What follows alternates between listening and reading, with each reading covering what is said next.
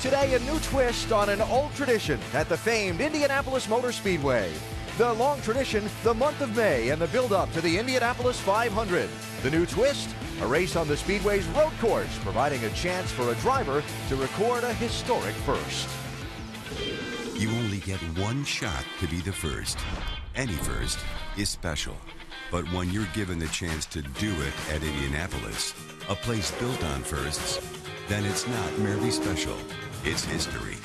A chance to stand alongside Ray Haroon, the first winner, using the first rearview mirror. Louis Meyer, first to celebrate with a gulp of milk. First rear engine winner. First to 200 miles per hour. First female to lead. First stock car winner. First Formula One winner. First to kiss the bricks.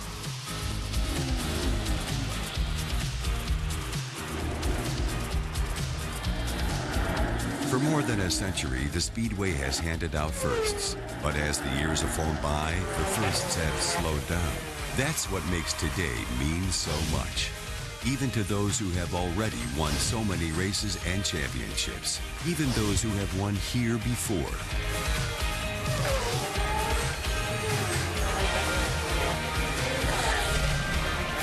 The inaugural Grand Prix of Indianapolis isn't just a race. It isn't just a chance to be a winner. It's a chance to be the first.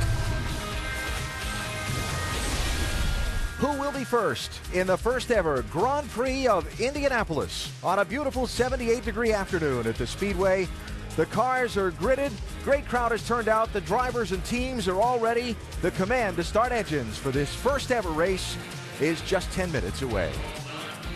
And welcome to the month of May at the Indianapolis Motor Speedway. I'm Alan Bestwick. The build-up begins toward the 98th running of the Indianapolis 500-mile race. You'll see it 3 weeks from tomorrow here on ABC, shown here for the 50th consecutive year, and what an honor it is to be part of our coverage. The activity begins today with something different. The cars running in reverse direction down the long front straightaway across the yard of bricks on the Speedway's 2.45-mile, 14-turn road course. 5 left and 9 right-hand turns, including 2 massively long and fast straightaways. A course that's been used in the past year for Formula One and motorcycle racing underwent a $5 million reconfiguration that's receiving rave reviews from the drivers. Let's hear from some of them to the grid and Jamie Little.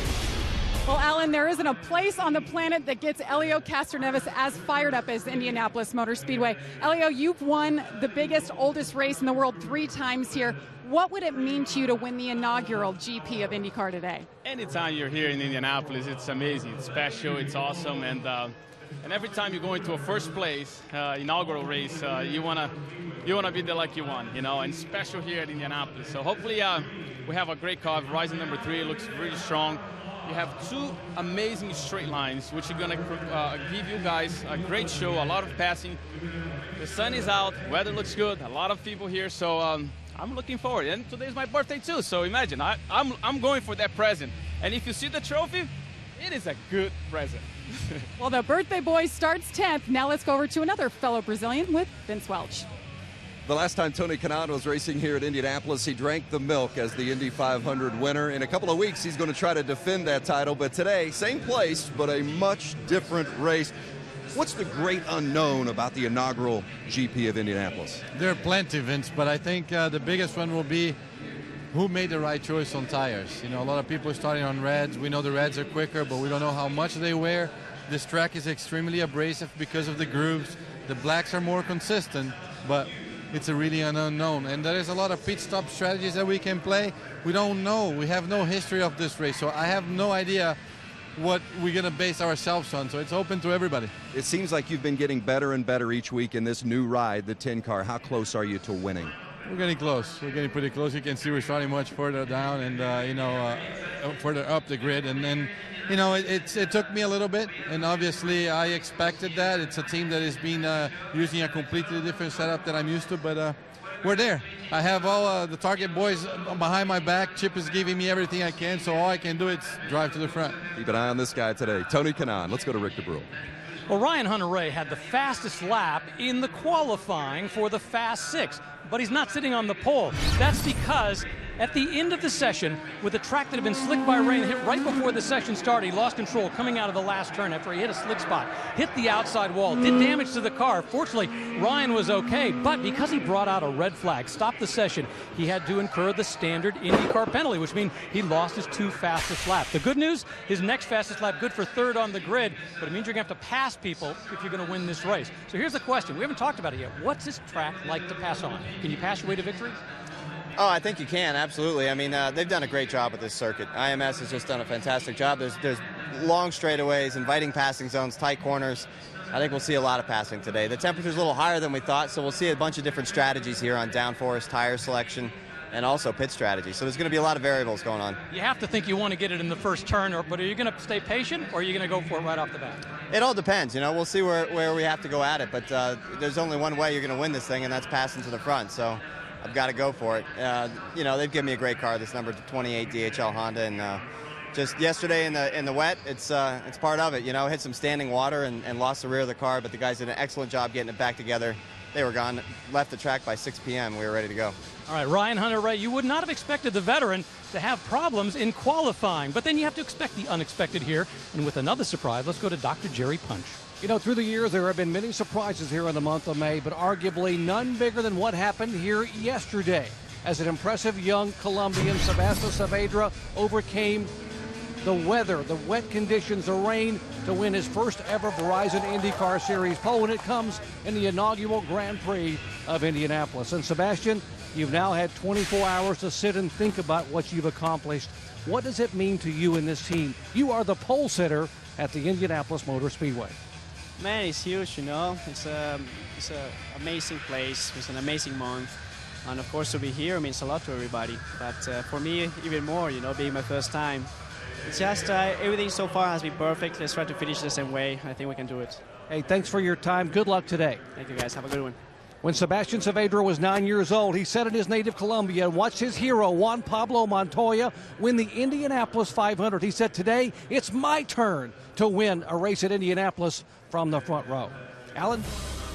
All right, Doc. Well, the 106th year of racing at the Indianapolis Motor Speedway begins with a new chapter in the Speedway's history. That history documented in the Indianapolis Motor Speedway Hall of Fame Museum inside turns 1 and 2 of the oval track here. Which driver gets the first spot on that beautiful new trophy Helio Castroneves was talking about? There it is. We'll see who gets to take it home starting next. The Grand Prix of Indianapolis on ABC. Brought to you by Verizon and IndyCar. Driving Technology. 2014 Verizon IndyCar Series.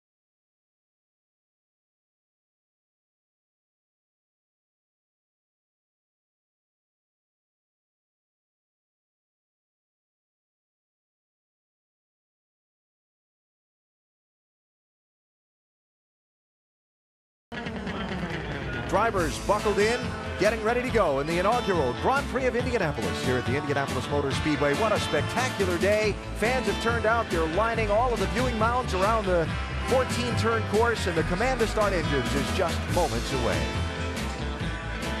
Joined by the 1998 Indianapolis 500-mile race winner, Eddie Cheever, and 11-time Indy 500 competitor, Scott Goodyear. Eddie, you are so appreciative of the history and tradition of this place, this new twist, the road course race. You good with it? I love it. I think we're starting a brand new beginning for IndyCar.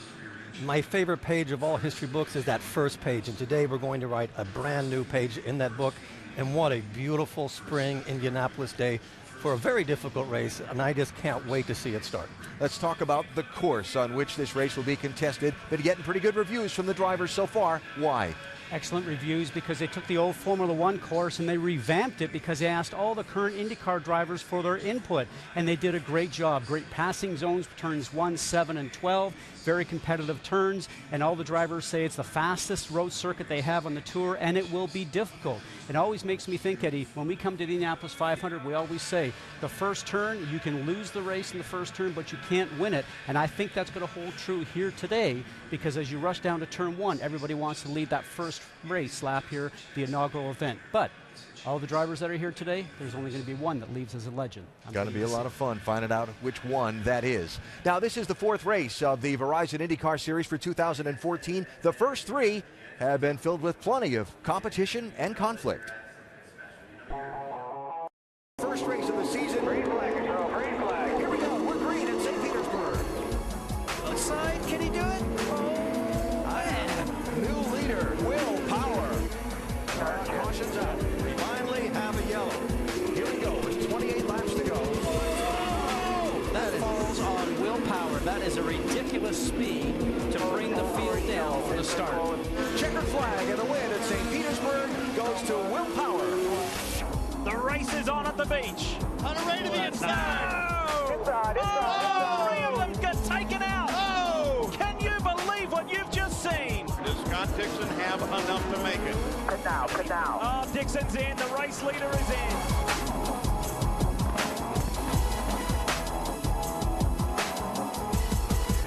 Mike Conway is victorious on the streets of Long Beach. After a lengthy rain delay, round 3 of the Verizon IndyCar Series in very trying conditions. Oh, Will Power! Power is off! Lotion's gone around. Oh! Finally, Forday gets through. Ryan Hunter-Reay leads Marco Andretti, who has been on a mission. Nightmare scene for the rookie, Mikhail Aleshin. This one will finish as is. It is checkered flag time for Ryan Hunter-Reay, 2nd year in a row. And a look at the championship standings after those opening 3 races. The top 3 drivers, Power, Hunter-Reay, and Pagenaud, have been incredibly strong in each of those 3 weeks. And last year's champ, Scott Dixon, very close behind all of them. Potential winners here at Indianapolis today. So we're ready for the first road course race for Indy cars at the Indianapolis Motor Speedway, and the first ever standing start. It's coming up next.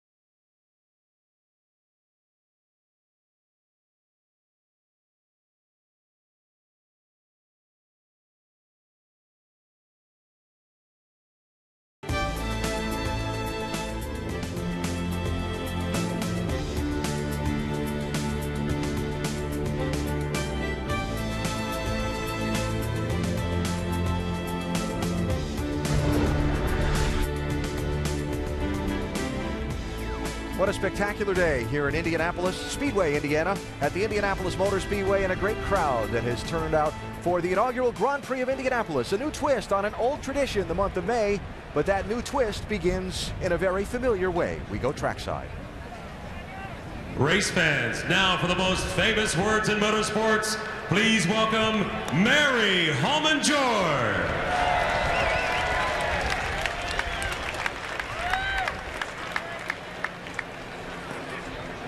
Gentlemen, start your engines. Thank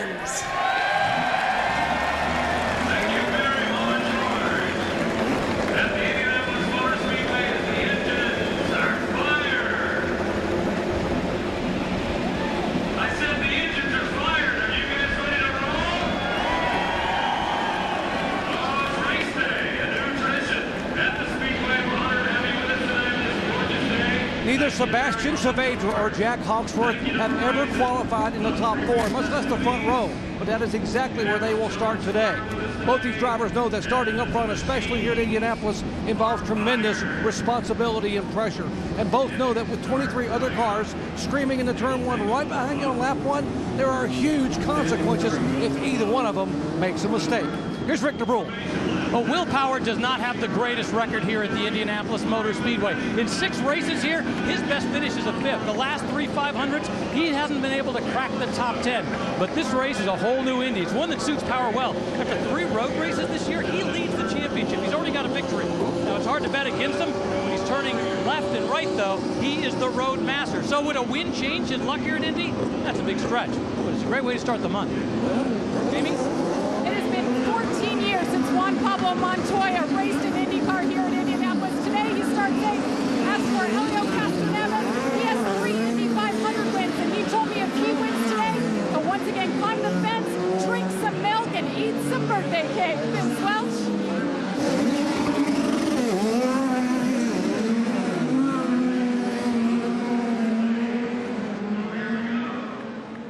So the field is rolled off, and drivers trying to get that burnout out of their grid box, because it's going to be a standing start after 1 parade and 1 pace lap along that main straightaway here in Indianapolis. Don't miss your chance to start a Verizon IndyCar Series race in the Honda Andretti TV 2-seater driven by Mario Andretti.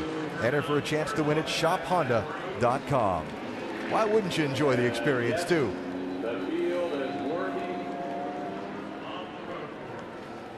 So 14 turns, 2.45 miles. Let's take a look at the course that'll challenge these drivers today, Scott. A great course built inside the Indianapolis 500 track. You can see what they've done here on this circuit itself. Turn 1, what a great place to pass as you rush down there just under 200 miles an hour. Heavy braking zone down to 50 miles an hour. All the way through the next few turns and up Hallman Boulevard into turn 7. A nice great passing zone again. And through the next section here, that run up to turn 12, drivers say you can pass there. It will be confrontational, but they're going to try it anyways. Now through the next turns onto the main straightaway, but you're going in the opposite direction, which a lot of drivers, Alan, say has been very, very strange to them. Strange indeed, but going to be a lot of fun to watch this field come tearing through there in just a moment. Here's a look at how they'll start for the Grand Prix of Indianapolis. The 2 23-year-olds with their best ever starts in the IndyCar Series on the front row, chased by the 3 hottest drivers in the series this year and last year's champion in rows 2 and 3. The latest generations of some of the most famous families here at Indianapolis. Rahal and Andretti, Graham Rahal, Marco Andretti in rows 6 and 7. And the Long Beach winner, Mike Conway, going to come from way back in the next to last row. If they found the setup on that car, he should be fun to watch coming through the field. Graham Rahal with our National Guard on board camera. Charlie Kimball, the Nova Nordisk camera. And Ryan Briscoe with the NTT data on board. Ryan Hunter-Ray's got our AutoNation on board today. And Marco Andretti is carrying the Honda on board. Helio Castroneves. Will he be climbing the fence on his birthday? He's got our Firestone on board, and Takuma Sato, driving for AJ Foyt, has our Verizon on board. And the Carfax Track Facts for this race today. Key numbers, these two right here. Those long front and back straights that'll see speeds approaching 190 at the end of the front stretch and 180 at the end of the back stretch, with heavy braking down to 50 miles an hour to make those sharp right-hand corners. Expected to be a 3-stop race. A lot of speculation back in the paddock whether somebody will try and set a fuel strategy to make it 2. Nobody I talked to seemed to think that'd be a possibility. And it's because this is a brand new race, Alan. Nobody really knows, and you're exactly right. They expect 3. If we have some caution periods, Eddie, where we have to sit behind the pace car, 2 might be a possibility, but tire wear just also might be a worry here for the first race. Our broadcast today available in Spanish by activating your SAP button, presented by ESPN Deportes. And so when the drivers come around next time, they'll grid along the main straightaway for a standing start. Which I think is perfect for this circuit. I can understand why, if you have a race on a road circuit, why all the starts shouldn't be standing starts. But it's exciting, and it really adds an element that we have not had. And you did standing starts in Formula 1 for many, many years, but there's some drivers in this field that have European racing background that have done it. Some have only done a handful, so we don't know what we're going to see here for the first standing start here at Indianapolis. It's really easy. Put it in gear, hold the clutch down, and when that light changes, give it everything you got, and aim for a spot that you can defend going into turn 1. It's easy. Aim. And defend. That's how I raced against him. He was always defending. While you're accelerating up to 190. And the funnel down to the sharp right-hand turn 1 should be spectacular. We talk about these guys that are on the front row, 2 young drivers at 23 years of age, and they're on the front row here at Indianapolis. I just know from coming here and driving here, I'm sure you feel the same, it puts a lot of pressure on you. I don't think they're actually thinking about that, but if they want to imagine something, imagine this enormous wave that's coming up behind you. 2 things will happen. He'll either just run over you or it'll push you through your first lap. So they have a lot to defend. Sebastian Saavedra in the red and yellow 17, Jack Hawksworth in the black 98, the 2 youngsters on the front row. Can they hold off the field, not just into turn 1, but for the day?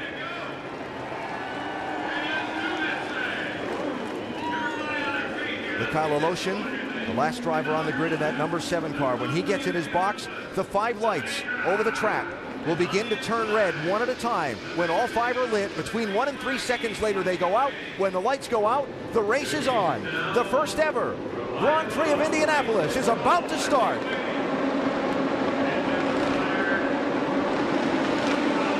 Oh, the pole sitter doesn't get going. Oh! There's not a worse place to stall than at the start of a race. I hope they're okay. Visor is up, telling everybody that he's okay. Steering wheel is coming off. Talked about the pressure of sitting on the front row here at Indianapolis. Saavedra is in it. He was hit by Mikhail Aloshin in the 7. That is Aloshin being attended to there. Juan Pablo Montoya crashed further back up the track into the outside wall. His car is sitting there up against the outside wall as well. Now, Aloshin was probably going anywhere close to 80 miles an hour because he probably changed the gear by the time he got there. So if you're trying to accelerate, and all you can do in those moments is follow the flow of where the cars are going. He obviously got unlucky and went right into the back of that stopped car. That is Carlos Munoz also. He stopped down the front stretch and missing a good part of the front suspension of his car. What a horrible way to start their month of May. The drivers are being instructed to come down the pit lane, be collected by the pace car there, and they will continue onto the racetrack under the caution flag. And we continue to keep our eyes on the car of Mikhail Aloshin on this front straightaway, and he begins to climb from the car, and that's really good to see. He's climbing out. That really is good news, because when you can hit when you get hit that hard, anything can happen. Remember, he started on the very last row, so by the time he gets up to the first car on the grid, as you mentioned, already in second gear, 80, 100 miles an hour. Car on your left-hand side will not get off the grid. He didn't even move. Saavedra. Everybody else is starting to go around him. Now the car coming from the back doesn't see him. And that first car that hits him is Carlos Munoz. And then from then on, the debris is flying. I think Montoya just stalled back there too. Could be. There could be a problem starting the. Charlie Kimball, I think, on the right-hand side, also just a slow start. Oh, he just about got through, but and it all happens so very fast because there is spotters here for these drivers to tell them what's going on. But at that short time span, Eddie, it's just about impossible. Hunter Ray did an exceptional job missing him. And that's Munoz is the one that decided to change lane from the right to left. Yes. And when he did that, he blocked the view of the cars behind him, and they found themselves with a stopped car in the middle.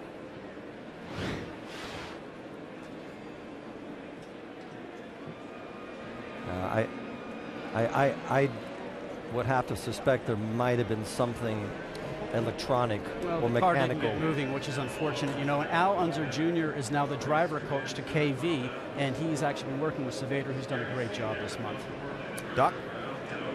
Yeah, let's go down here. Sebastian Saavedra has walked over, talked to Matt Curry, talked to Steve Peterson and all the guys here at the shop. Here back in the, he's very, very frustrated, very upset. Sebastian, what happened there at the start? Man, I don't know. We just followed protocol of the start, and I don't know if it was heat soaked or what. As soon as I released the clutch, it went from 11,000 RPM to 0. You know, very sad because we did an amazing job. Everybody in the team had very high expectations. Really very disappointed. We just need to see what happened. This should have not happened, unfortunately. Do you think the engine, was there an engine issue? Was there a clutch issue, an ignition? What do you think? We've been struggling very much, try to put this thing to roll. I don't know if it's the temperature, more grip in the tires. Just following protocol, and it didn't go the way we really expected it. Very sad to be talking to you so early, man. We really had a car to freaking put it up front. Emotionally, Sebastian, how difficult is this for you? Man, when you have the opportunity to be in the front of the pack in this amazing and magical place, you want to bring it home in the same place, and to not even get a chance because of freaking electrical thing or something pisses me off. Sebastian Saavedra obviously upset, angry, and very, very frustrated. Let's explain this protocol, Scott. What you have to do is you go up to your spot in the line, you focus on the lights, you engage first gear, you give it full throttle, and you drop the clutch. At that point, you expect it to go. You expect the car to go. There's nothing else you can do. There's nothing the driver can do. It's like launching a plane off an aircraft carrier.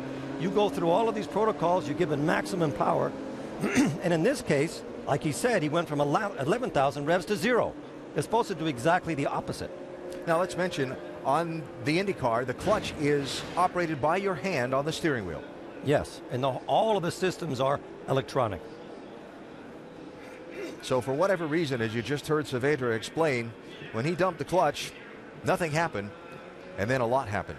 You would expect when you dump the clutch, you have so much power that it overpowers the rear tires. You get a little bit of wheel spin and the car launches itself. So the whole launch sequence did not work. And there is nothing a driver can do when that happens. And that's a very unsettling feeling when you're sitting in there knowing that all the other cars are going to rush past you. At this time, he would be looking in his mirrors, watching the cars going either side, and then hopefully he was not going to get struck, and that's certainly what happened.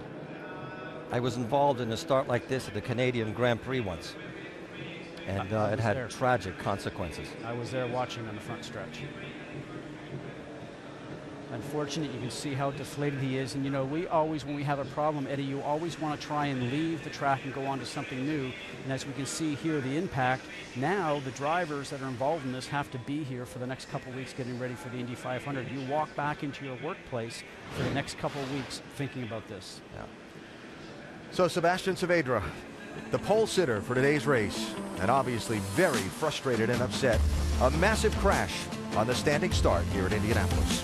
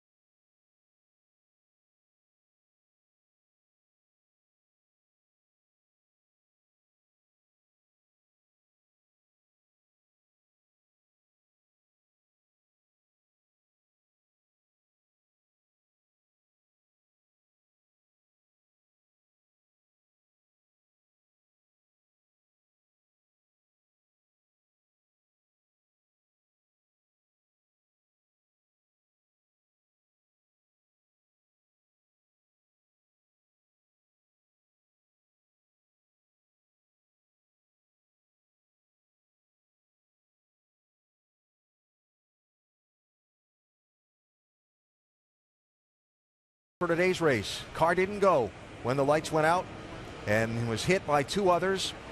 And the cleanup continues along the main straightaway here at Indianapolis Motor Speedway.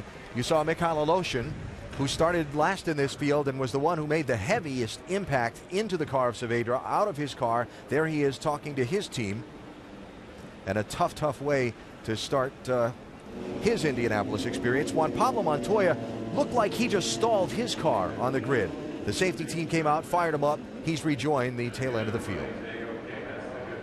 The young Russian driver is very lucky because he was already going pretty quick when he hit that car.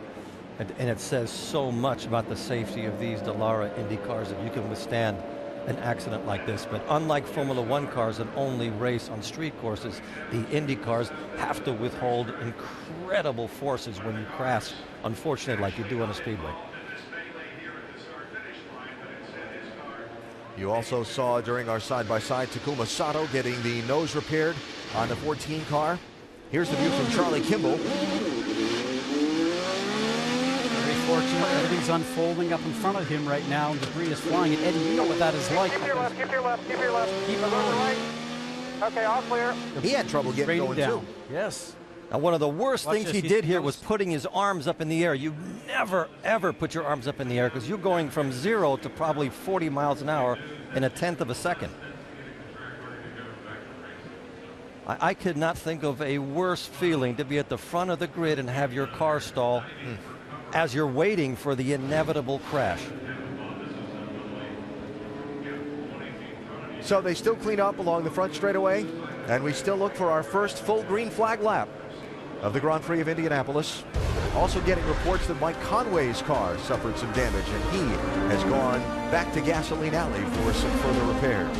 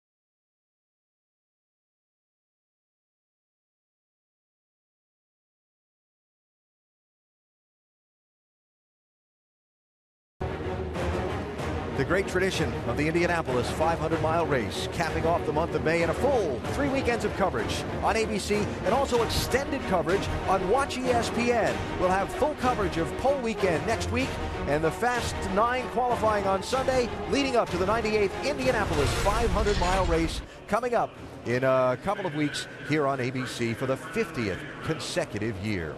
We start today with the road course race, the Grand Prix of Indianapolis, a race that got off to a very difficult start when pole sitter Sebastian Saavedra did not go when the lights went out and cars piled in behind him.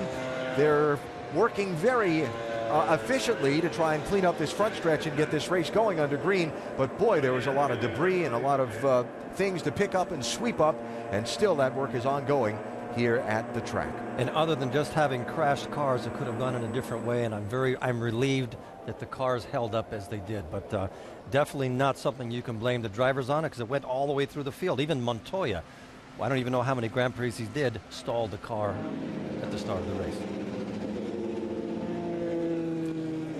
Mentioned Mike Conway's car getting damaged by some of the flying debris. Vince?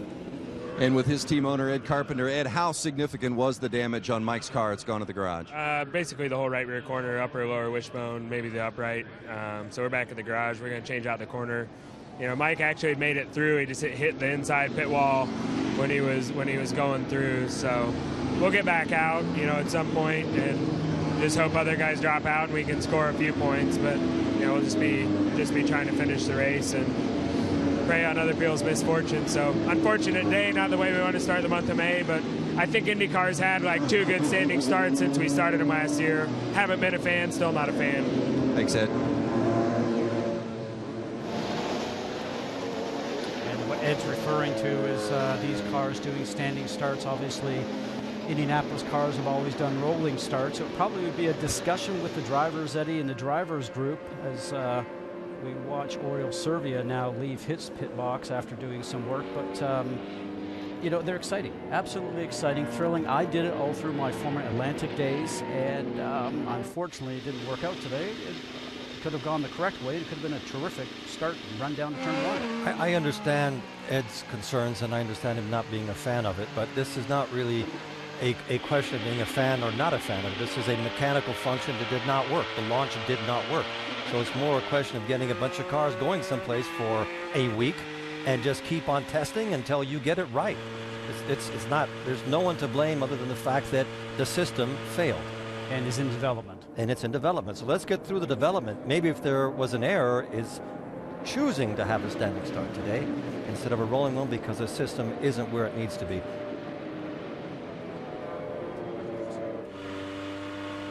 Let's check back downstairs with Jamie. Well, Carlos Munoz has gotten out of the car, back here standing on your pit box. You've had a few moments to think about things. What happened?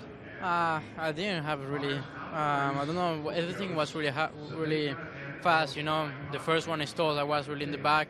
I was already in 5th gear. I was really close to the car in front of me. I just saw him go to the right, and I just had to go to left, but it was not fast enough. I was lucky to go a little bit to the left side, no, and not to crash him just in front, just crash him with my rear front. It's a shame. We have to forget about this weekend. Everything went wrong. Qualifying, you know, when you're qualifying so bad in the rear, you can expect these kind of things. We have to forget. Tomorrow starts another race, so just concentrate tomorrow and move on. I feel sorry for my guys. You know, they work all the time really hard, and just move on. Carlos Munoz, remember he finished 2nd in the Indy 500 last year, went from the best of the best to the low today. Carlos Munoz talking about tomorrow, the practice on the oval track for qualifications, and the Indianapolis 500 begins tomorrow at noon local time here. So all of these teams with their cars back in Gasoline Alley in oval configuration that they'll begin practicing tomorrow, and some with a little more work than others to repair today's cars and convert them over to oval track configuration for use during the next couple of weeks. And they have to take their road course brain and put it on a shelf and put their oval brain in, because it's a totally different way of dealing with the race course. But the teams now are also well organized, and you know, it's just you forget about a race like this, Scott, that goes badly as quickly as you can, and you move on to the next one, which happens to be the Indy 500.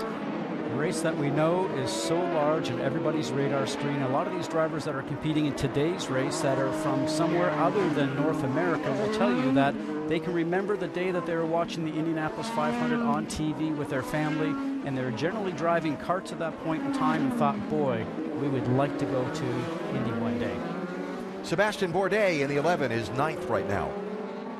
Is it going to turn into a two-stop race? We should try at some point when we get settled in to try to do a bit of fuel so we know where we can get, because right now we don't really have an idea. So once we get a couple of good laps on green, maybe we should try a bit of map just to see. Something I was wondering about with the extended caution to start the day. Now, cleanup's complete. The pace car will turn onto the pit lane this time. In the opening scramble, Ryan Hunter-Reay came out the leader in that bright yellow number 28 machine. He will lead the field back up to speed. This time it'll be a rolling start. It'll be single file. It'll be Hunter-Reay, Hawksworth, Pagenaud, Power, and Dixon. The first 5 as we look to get back, we look to get green flag racing at Indianapolis.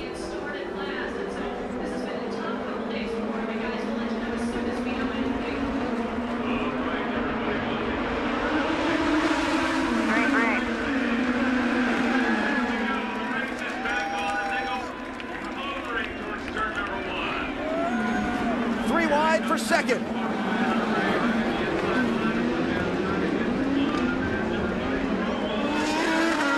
Is that Kimball in trouble? Charlie Kimball slow getting through turn 1. Marco Andretti with the lockup.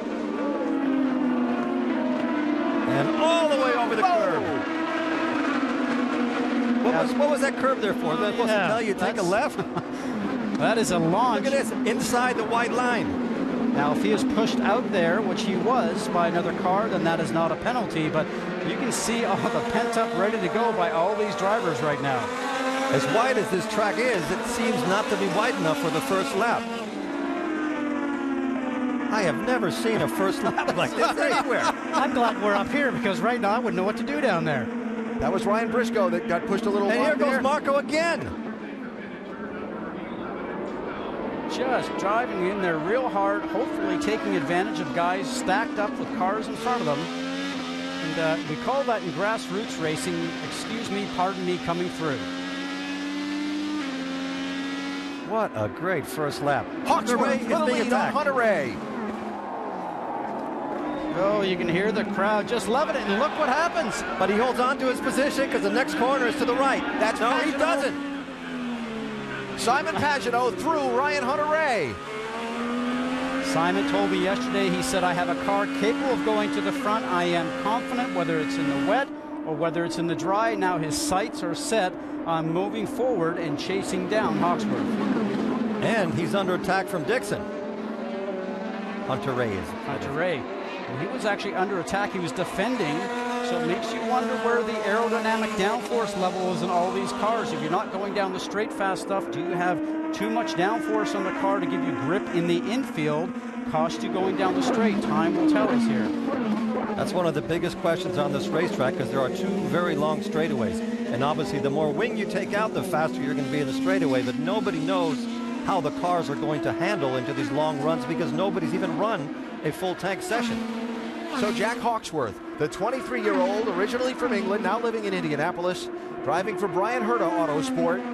After starting on the front row in the mad scramble, losing the lead, charges past to the top spot. Here comes Dixon, looking to the inside of Hunter-Reay for third. Dixon is never somebody to try to pass if he's not 100% sure he's going to make it through. And you know something? It was interesting because for Ryan Hunter-Reay, again, not enough speed at the end of the straight. We'll have to see what happens here for this run going down now towards turn 7. That's definitely not a scheduled pit stop for Sato. Joseph Newgarden in. Nose needs replacing on the 67. I can't think that I've seen so much bumping, pushing, and shoving and wheel-to-wheel contact in the first couple of laps of an IndyCar race in ever. It was fun. And how many laps are we into it? 2? No. Well, we've got 9 on the board coming up to 10th, but yeah, only a couple of green flag laps. Yeah. I was impressed by Hawksworth down at St. Pete in the season opener. He really had a strong effort and showed a lot of pace in this 98 car. Got caught up in that big restart wreck that caused some controversy late in the race. He's walking away. And you know something? How many drivers come to Indianapolis, Eddie, and don't get qualified for a race? And then how many drivers come here and never even lead a lap? And he's taking this at 23 years of age. But we're not talking about the oval. We're talking about the brand new street course that we're writing its first page today. Vince? Well, before hiring Hawksworth as his driver, team owner Brian Herta had Hawksworth for a test at Sebring. And he said, Herta said, he knocked our socks off. There you see Herta on the right-hand side of the screen. He said not just with his pace, but with also his feedback and his personality. Shows unbelievable poise. This kid is not overwhelmed, despite the fact it's just his 4th ever IndyCar Series race. Well, I don't know if he can drive like Nigel Mansell, but when you hear him give an interview, it sounds just like him. Nigel Mansell, past Formula One world champion that came to IndyCar racing here in America after retired from F1. There's Will Power, dominated St. Pete in the season opener. In contention, involved in some things at Long Beach in the 2nd race, leading when he went off in the wet at Barber in the 3rd race. Power considered to be one of the road course aces of the Verizon IndyCar Series, and he runs in 5th place. And he is definitely the point of the arrow in Roger Penske's quiver when it comes to road racing. He is always fast, and if you're going to win a race, you have to beat Will Power. James Hinchcliffe there trying to stalk Power for that 5th position. Hinch and Michael Andretti's Andretti Autosport 27.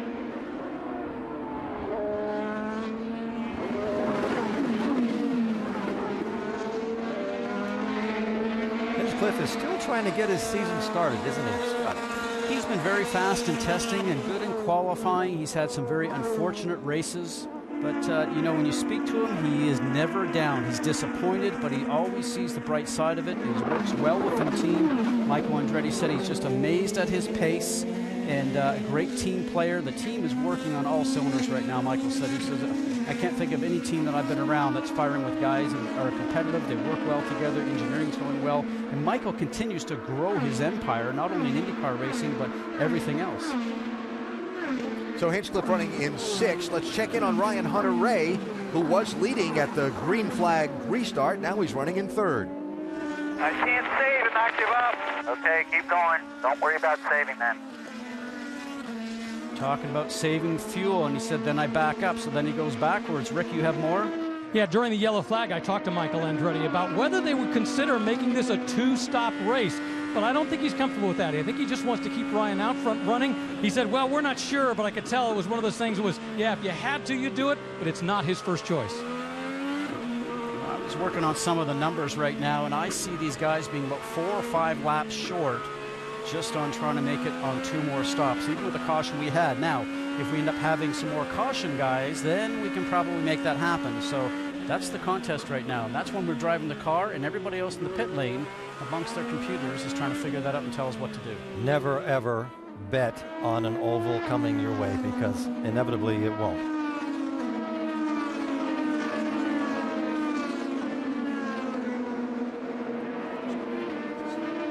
And if that's Montoya, remember, was he not at the very back after getting restarted, and now brought himself all the way up to 9th and looking forward towards his teammate Castroneves. But remember, we saw on that initial start, down into turn 1 and through turns 2, 3, 4, 5, 6, 7, 8, 9. Bumping. 2, 3 wide, sometimes 4 wide, going off in that first corner. But Montoya was one of the aggressors. But now they've found their rhythm. Now they have marks on fuel to hit, and they've got to get off the curbs and stay on the asphalt and try to get as many miles as they can. It's all brand new. This is the first time they've ever been this far on this track. Up to 180 miles an hour, heavy braking here into turn 7. This is where you need to carry momentum all the way through 8, 9. And when you come out of 10, it's a fast turn leading up to 12. A lot of load on the car, a lot of load on that left rear tire. This is a fun section. Now back up onto the Indianapolis Motor Speedway course, albeit going in the opposite direction in the short chute here between turns 1 and 2 of the Indy track. And now back into the motocross, MotoGP turns. Very tight. Now this is the turn everybody says back on the gas, full bore, up to top gear and 145, 7 miles an hour right there, and now going up to almost 200 down this main straight. Pass-through penalty, Frank Montani driving one of the Andretti Autosport Hondas here for jumping the restart. He just served that penalty. He's driving the silver number 26 car that Kurt Busch will take over starting tomorrow on the oval track for his double effort at the Indianapolis 500 and the NASCAR race later that night in North Carolina. Jack Hawksworth with a move by Ryan Hunter-Reay to get the lead after the restart, and he's out in front of Simon Pagenaud by 0.2 of a second.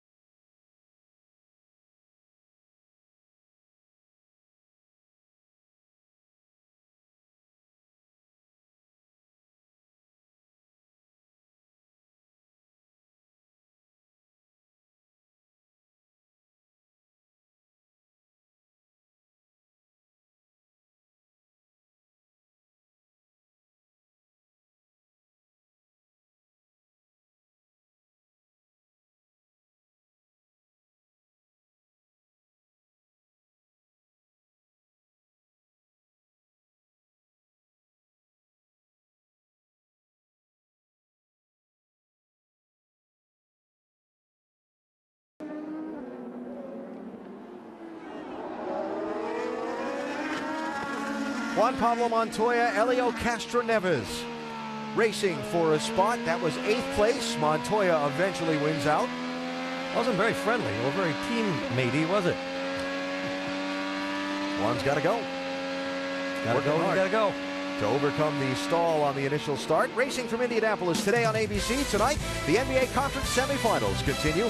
8 Eastern Time, we have NBA Countdown, followed at 8:15 by LeBron and the Heat facing Deron Williams in the Nets. Miami leading 2-0 in that series. They're 6-0 in the postseason. The nightcap, Tony Parker and the Spurs up 2-0 facing Damian Lillard and the Blazers. Both games also live on Watch ESPN. The NBA playoffs continuing tonight. Well, Montoya is laying down a lot of rubber when he's coming out of these corners. He's using every bit of the car he can at this point of the race. So Montoya running in 8th place. Marco Andretti, after we saw all that curb hopping and aggression on that restart, finds himself back in 17th, Jamie. Well, Alan, right after we were talking about Marco and his aggressiveness, he started yelling on the radio saying it's over boosting in 4th and 5th gear. Well, the team looked at some telemetry back here in his pit box and told him it's a coil issue and we're going to have to fight through it till the end. So not a good day for Marco. Over boosting, so that means electronically too much boost in the system, and he probably ends up on the rev limiter, Eddie. So once it gets on the rev limiter, it slows you down just a huge amount, and you think about how racy he felt, how competitive he could have been if he didn't have this problem. I was thinking about Marco this morning after speaking with him. He is doing something that both his dad and his uncle never got a chance to do here, and that's to run on the road course here at Indianapolis. He was pretty pumped about that.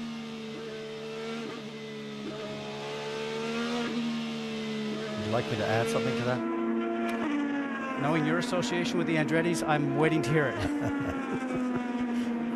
I was just listening to him go through the gears, hopping around that 7, 8, 9, 10 complex in the infield. Look at this. Look how close these guys are.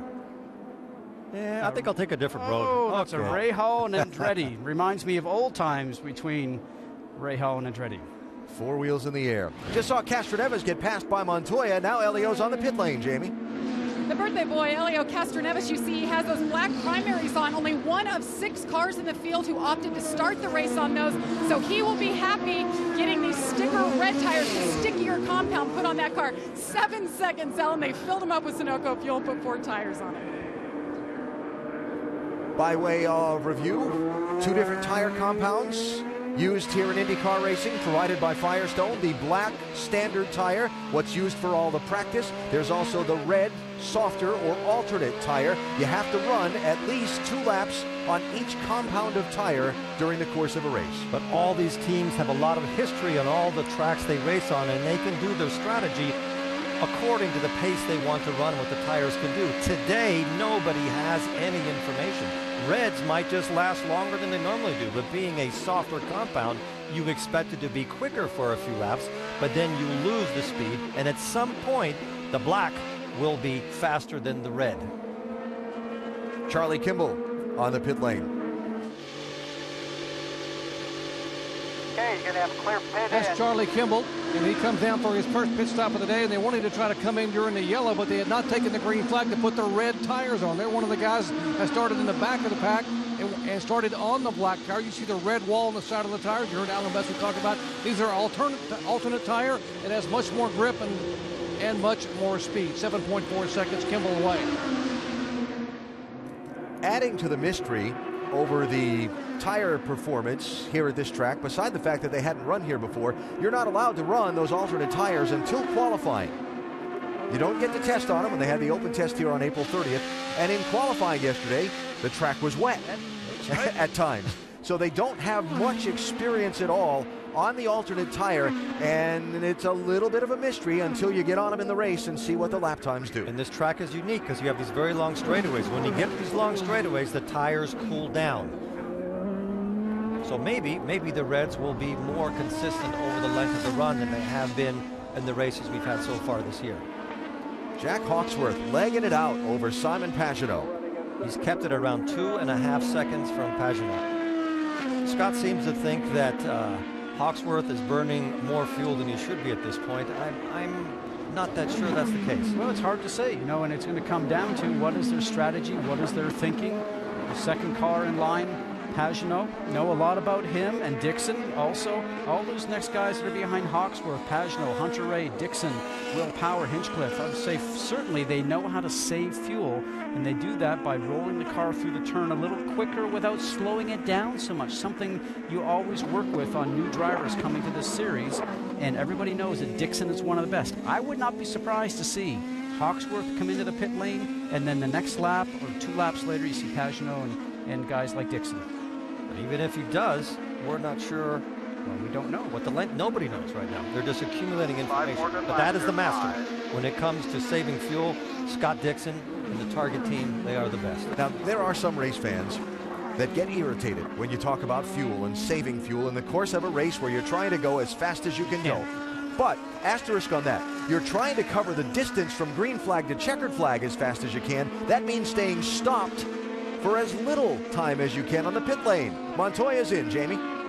Started his day 8, that tied for his best start of the year. Juan Pablo saying he's just sliding his tires and apologized to the team. They're putting some scuffed red tires on the car. Of course, that means he's put a couple of laps on this set of tires, and we'll see if that'll help the grip. We could see that when he was exiting the slower corners. He was actually laying down rubber as he was accelerating. So the car sliding across the road, you're actually making the tire wear out a little quicker. You're building the pressure up on the tire, and when that happens, you end up losing grip.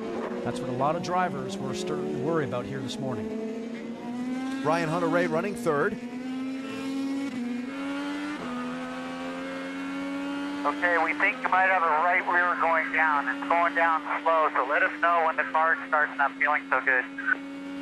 All of these tires have sensors in them. The telemetry sends a lot of information per lap, so they can actually judge a 1/4 of a pound change in the tire pressure. The driver at a certain point will say it's undrivable and I have to come in, but he's trying to stretch that as long as he can just in case a yellow comes out or something that will play into his strategy.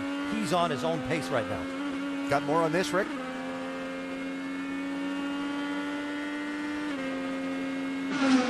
After what you heard just a moment ago, he came on the radio and said, feel a vibration. Didn't talk about it being big, a serious problem, but he said, yes, I feel like I've got a vibration back there. Now the problem for both Ryan Hunter-Reay and the team is how big is that vibration, and should they come in early? Because they have been playing with their fuel strategy, trying to stretch this out as far as possible. The vibration in that steering wheel for Hunter-Reay. So Hunter-Reay running third behind Simon Pagenaud and Jack Hawksworth. The first time a Brian Herta-owned car has led a race since the Indy 500 last year.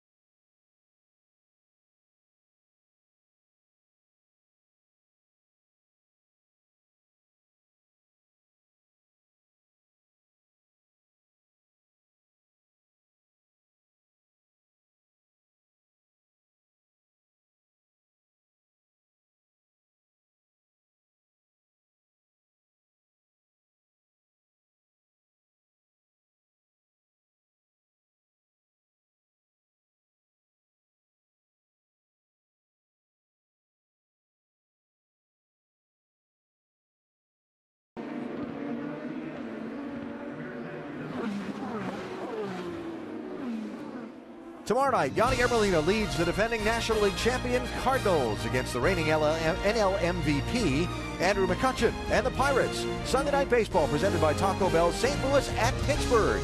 8 Eastern on ESPN and live on Watch ESPN. Love that ballpark in Pittsburgh. Having Sunday Night Baseball there, first time in a long time. Will be a lot of fun to watch tomorrow night. Here at the Indianapolis Motor Speedway, first time ever for the Verizon IndyCar Series to run on the Speedway's road course. Kicking off the month of May, it is Jack Hawksworth, who started second, dodged a huge crash on the standing start when pole sitter Sebastian Saavedra's car quit on him at the green, and 2 others piled in. Hawksworth passing then Ryan Hunter-Reay just after the race got going under green, and he's led every lap since. You know, it's interesting because when you start at the front, guys, what you end up doing, Eddie, as you know, is you don't have to run so much aerodynamic downforce on the car, so you're not going to end up using so much fuel to push the car through the wind, and maybe that they've got a little bit less downforce on the car right now, allowing him to get better fuel mileage at the same time. I spoke to guys that were qualified mid to the rear as we see Simon Pagenaud coming in, and Jamie, we'll catch up with you. 4, 3, 2. Counting him into his pit box, Simon Pagenaud been top 4 for 3 practice sessions and qualifying. This has been a great car. They put the black stickers on, taking some extra time to fill it up. Let's go to Rick. Scott Dixon brings the car in. He's liking it so far. In fact, no adjustments on it. He's been very quiet, and that's a good sign. So in the middle of this opening cycle of green flag pit stops here, Graham Rahal's in, Sebastian Bourdais is in. The top 2, Hawksworth and Hunter-Reay, have not yet stopped. At this point, Hawksworth is not only the fastest car, most consistent car on the track, he's also the one that's using least amount of fuel. So they've definitely got their setup correct for today. And he's in the pits. He needs to get this right. He has not had that much experience in the pits. 50 miles an hour. Here he is, Vince. The 23-year-old rookie has been spot on so far. No changes with this car. He says the balance is really good. Did a little bit of fuel saving during that stint toward the end. They put on scuffed red tires, and it's a clean stop for the leader, the man who came to the pits as the leader, Jack Hawksworth. Here's Will Power in. James Hinchcliffe is in. Ryan Hunter-Reay is on the pit lane. Rick? Ryan Hunter-Reay brings the car in. The good news is that they don't think they're going to have any serious problems as a result of that vibration. Hopefully these tires will solve whatever problem. Meanwhile, Will Power has come in. He's been another guy that's been quiet, trying to get the most out of the engine as he possibly can. Complete pit stop, and he's away. 50 miles an hour along that pit lane, and it takes 48 seconds from start to finish. And when you've had service, Eddie, it takes a long time to get down there. And you can see right now that Hawksworth has kept the lead over Pagenaud, but a rookie is outlapped. So important. The pressure is on him right now. The experience is behind him with Simon Pagenaud. So we see Marco Andretti on the left-hand side getting his service and leaving pit lane. Will Pagenaud be able to get under braking, get up to him, and get close enough to draft down the front stretch? This is no ordinary rookie. He doesn't look very prone to making mistakes. He's now got his tires up to temperature, and he's pulling a little bit from the car behind him. What I don't understand is how did he lose those 3 seconds? Because he was about 3 seconds ahead of him. Remember, his pit stop was 9.5, had just that little extra hiccup getting away from his pit box. Back to what you were talking about before. One of the probably the best reasons to save fuel is that you'll spend less time when you come in. The more you're sitting still, what is it now? A second sitting still is over a football field on the racetrack. At the 500. At the 500.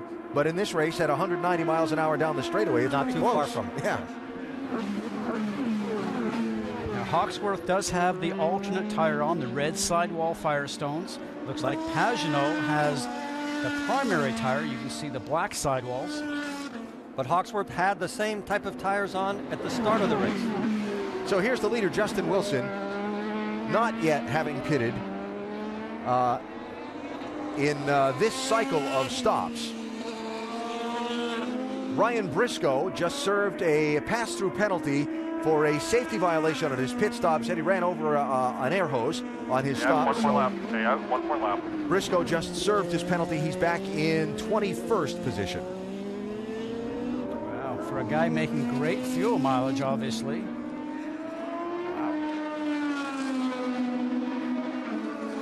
So after we cycle through these pit stops, Hawksworth will still be leading, and we'll see by how much on Simon Pagenaud. And Hunter Ray is still third, will be third. Dixon will be fourth, and Power will be fifth.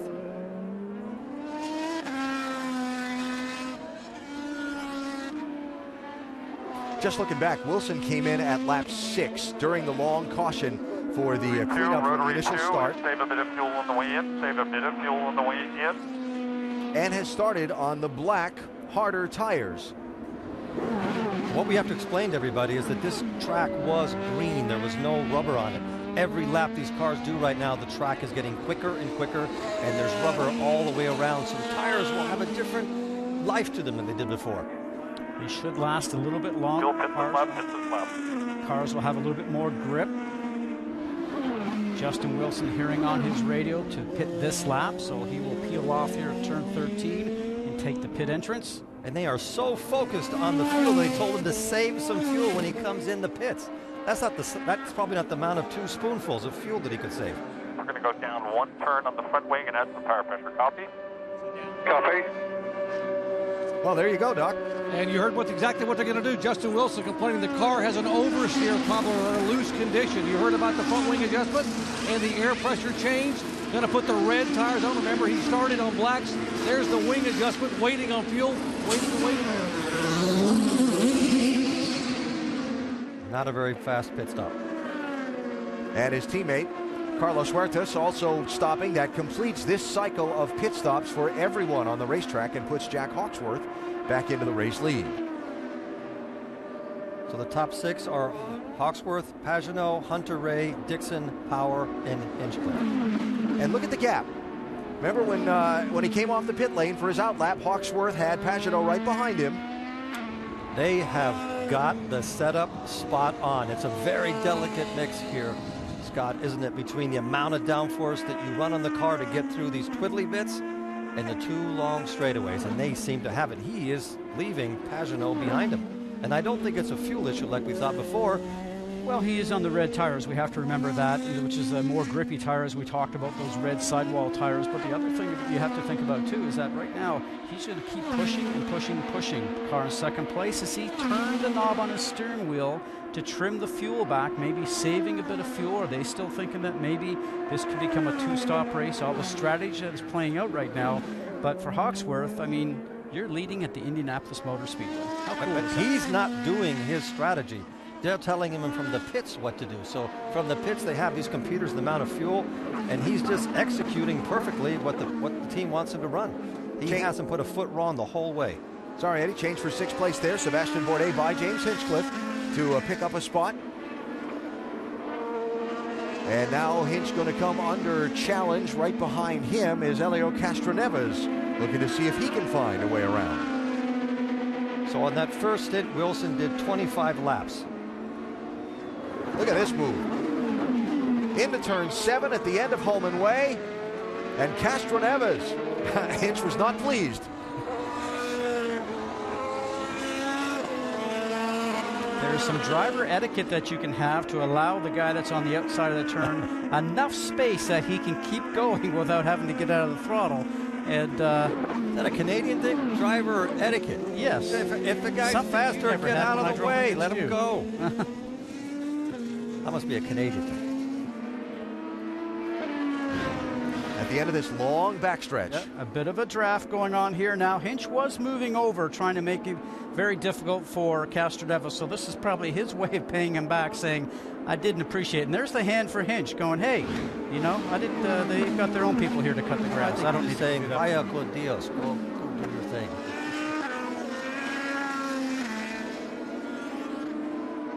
So Castroneves, the birthday boy, running in 7th position. Behind the young British driver Jack Hawksworth, dominating right now at Indianapolis. We're back to the Speedway after this from your ABC station.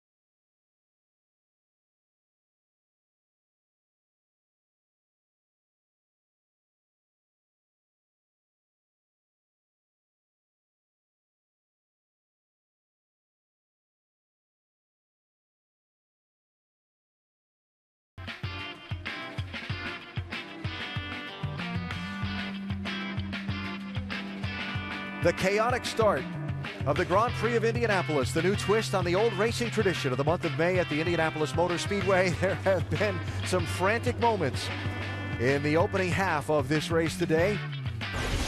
But best among them all, Jack Hawksworth, who has dominated the top spot in this one so far. Our Carfax race summary, Hawksworth has led 23 of the 35 laps that have been completed. Ryan Hunter-Reay led 10 after that initial crash on the start. And Justin Wilson a couple on the cycle of pit stops. And again, pole sitter Sebastian Saavedra's car just quit on him when the lights went out and he was supposed to go. A couple of others piled into him on the start. Fortunately, all the drivers okay, and the race continued after a long delay for a cleanup. Just finished cycling through a series of stops and a widely spread series of pit stops. So some teams choosing to make different plays here to try and gain some track position, get out of traffic, save a little fuel, a variety of things. What hasn't changed through the cycle of stops is that this 98 car is fast. He's stretched out a 5.5 second lead on second place, which was 2.5 seconds more than he did on the first stint. The interesting thing when we talk about tires, and we were talking about this on the break, Eddie, is that right now Hawksworth again on the alternate tire, the red, and then Pagenaud on the primary tire, the black, which we know is a bit slower tire. At the last stop here coming up, it might be reversed. Hawksworth has to run a set of primary tires once, which will be his third stop. Will he slow down? Will Pagenaud put the reds on and go faster? We're going to have to wait to see. Let me have a counter argument on that. By then, there will be a lot more rubber on the track, and it might not make that much difference when you put a pair of blacks on. Good possibility. From the leader's pit, here's Vince. Indeed, and remember, during practice this weekend, Hawksworth was very fast on those Firestone primary tires, so they're not scared to put on those blacks, that's for sure. These are scuffed reds for Hawksworth, and Brian Herta's team owner continuing to update him that the lead continues to increase. And remember, hard to believe that this kid at the beginning of the year almost wasn't even going to be a race car driver. He was about ready to become a personal trainer, had even given $1,000 to join a personal training class, and then Brian Herta called and said, we want you to test our race car, and eventually he became a full-time race car driver for Brian Herta Autosport. Herta said today, I didn't even realize that. Maybe I should give him his $1,000. He's on his way to earning much more than that today as he comes up on the lap car of Takuma Sato. Days when you have a car where you've just hit the setup, they gotta be a lot of fun. It's fun, and it's hard to say this because people at home will think you're crazy, but it's actually an easy drive. You know, I think about races I've won and how easy that may have been sitting in the cockpit, and races you finished 10th or 15 at, and you got blisters on your hand and you're physically worn out simply because the car's been in control of you, you've not been in control of the car. This is a very special day for him because he got to race in a really good car at a circuit where nobody had any experience at all. Nobody, not even the great Roger Penske's team or Ganassi's team, came here with an overabundance of data. Everything they have in that car today, they figured out in horrible conditions when it was wet, and this driver's just taken everything in his stride. He doesn't look like a rookie, and I don't think we can call him a kid anymore after today. He's not put a foot wrong or a tire wrong.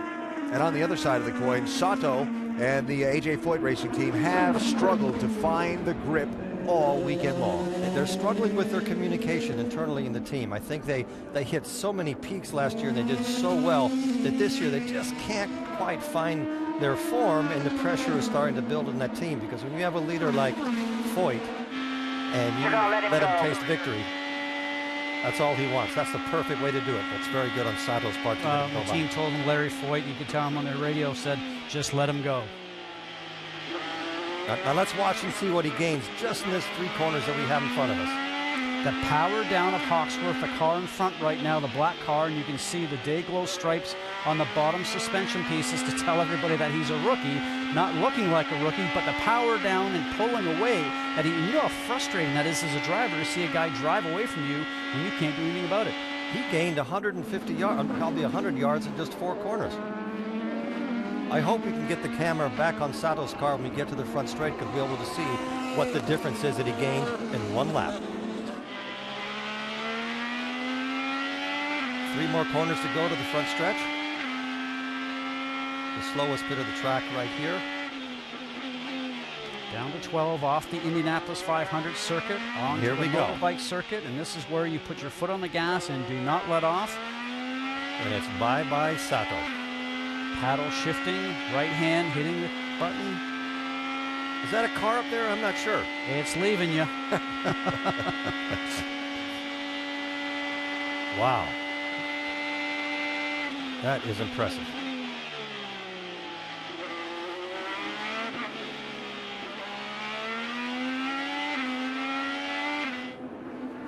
Well, we are just coming to the halfway point of this race.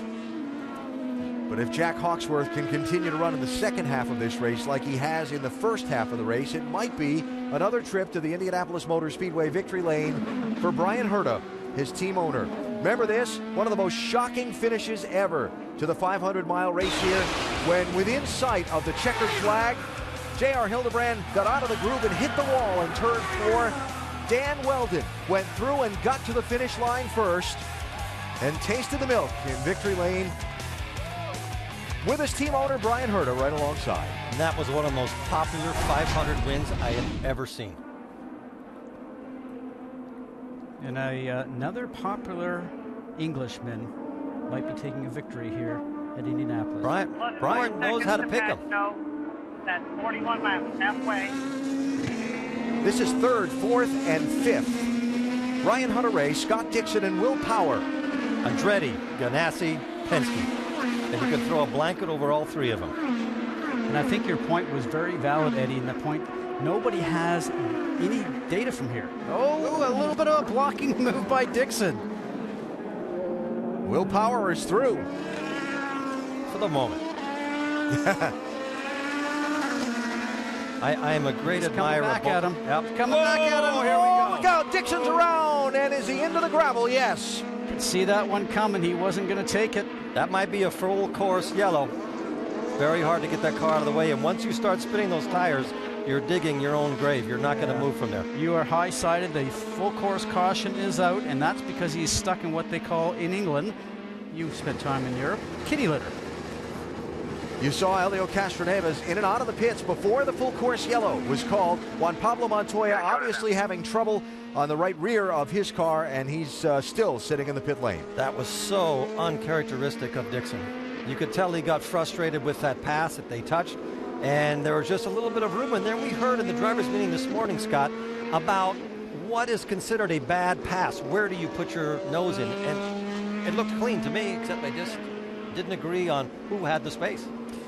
Well, there has been some different philosophies on that, and I'm not going to try and say whose turn that was, because the officials are going to review that. But irregardless, the car that's coming from the back, which is Dixon's target machine, going up against Will Power, he's about beside him. And so should Will Power have given him some more room to allow the two to go through the turn side by side? We are hearing a bit of that in the drivers' meeting this morning. But really, Dixon was losing control of his car. The wheels were locked up because he started to turn in, started to unload. That right front tire started to lock. So I'm sure that they'll look at it, review it, and assess any penalties if they deem necessary.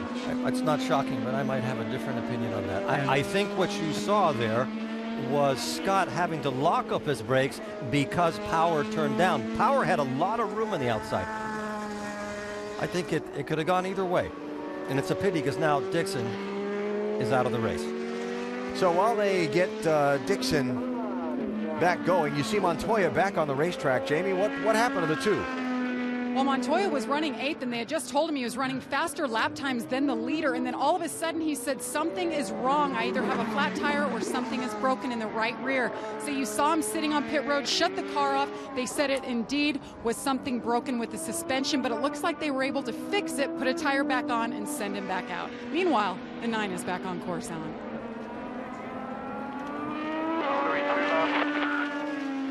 So through all this, does this become a two-stop race? I think so. Depends on how long this yellow is. The pits are closed. Interesting that Castroneves was able to get on the pit lane before the pit road was closed and the caution came out. For whatever reason, he was in there. Big break. He's gotten his service and he's back out. So if all these other front runners come in under the caution now, track position found. I don't know if that was a gift for his birthday from the track or not. He seems to be very lucky here, and that was a big one. This place does like him. Castroneves and Indy are synonymous. First races here. First 2 Indy 500s he came here and he won them. That's incredible. And he's now in a position, because of that yellow, to have a slight advantage over the rest of the field. But it depends on the pace that he has. It'll be really interesting to see what teams do here. It's been 15 laps since the leader Hawksworth pitted. Still got 39 laps to go. They're outside the window. You don't give up your track position to come in here, do you? And you know that the car that's done the most miles has done 25 laps with a full tank of fuel. Yeah. So everybody at home can get a pencil and a piece of paper and work out what they think the right strategy would be, because I don't think anybody is sure in the pit. Black tires, full tank of fuel, minus 1/2 of front wing. And on the last fuel tank, Helio did 22 laps on his full tank. It's going to be interesting to see when they get to the opening of pit lane here in just a moment. Just the beginning of our 3 weekends of coverage from the Indianapolis Motor Speedway. Next weekend, they'll set the starting order and make the run for the pole for the Indianapolis 500. Extended coverage of qualifying Saturday on Watch ESPN from 11 to 3. And then we'll have the 2-hour run late in the day when the temperatures start to cool here on ABC. That's next Saturday. Next Sunday, we'll be back for the Fast 9, the run for pole position for the Indianapolis 500. Again, extended coverage on Watch ESPN Sunday morning, and then from 1 to 3, the Fast 9 and the run for the pole here on ABC. That's next weekend from the Indianapolis Motor Speedway. And then, need I say more? It becomes the Temple of Speed. The Indianapolis 500, starting at 11 a.m. Eastern Time here on ABC. Here they come to the opening of pit lane. Who comes in? They do come in. The front couple come in.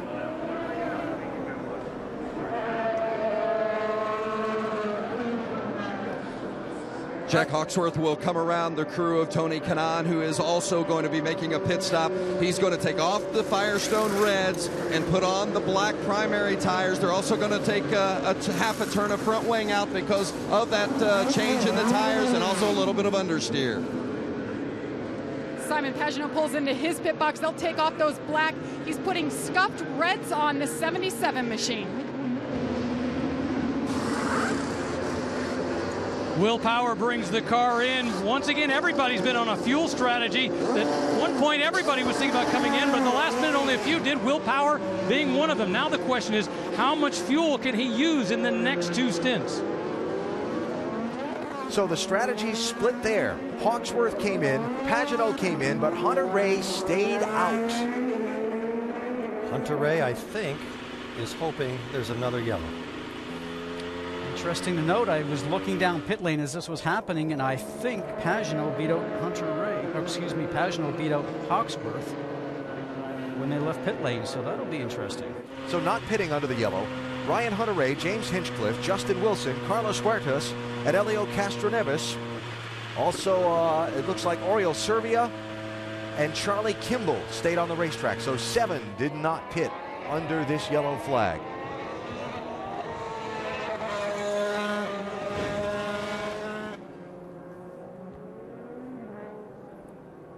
Okay, you can see Hawksworth in the back section there in the black and green car. Pagenaud on your left-hand side right here getting service, and he's going to get launched and out just in front, and he goes from one lane all the way over to the high-speed lane. Nicely done, and a little bit of a lesson for the rookie. Yeah, but he couldn't really do anything because the pit speed is 50 miles an hour. It does.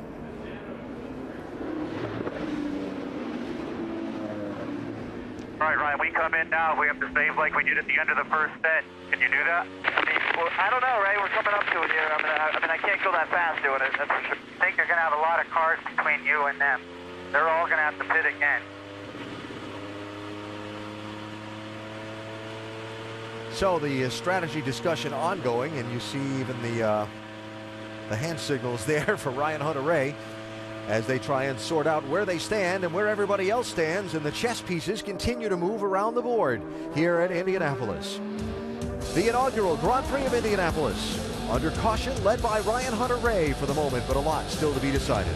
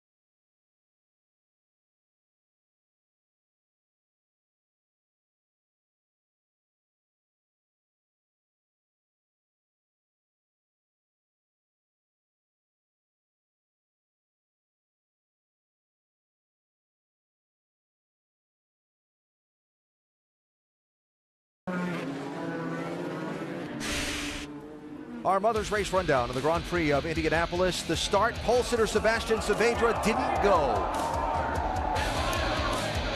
There goes a hit. Carlos Munoz and Mikhail Aleshin piling in with a disabled car of the pole sitter. Fortunately, all the drivers okay. Mike Conway also took some damage in that. He's been back to the garage, repaired, and back onto the racetrack. Juan Pablo Montoya stalled on the start.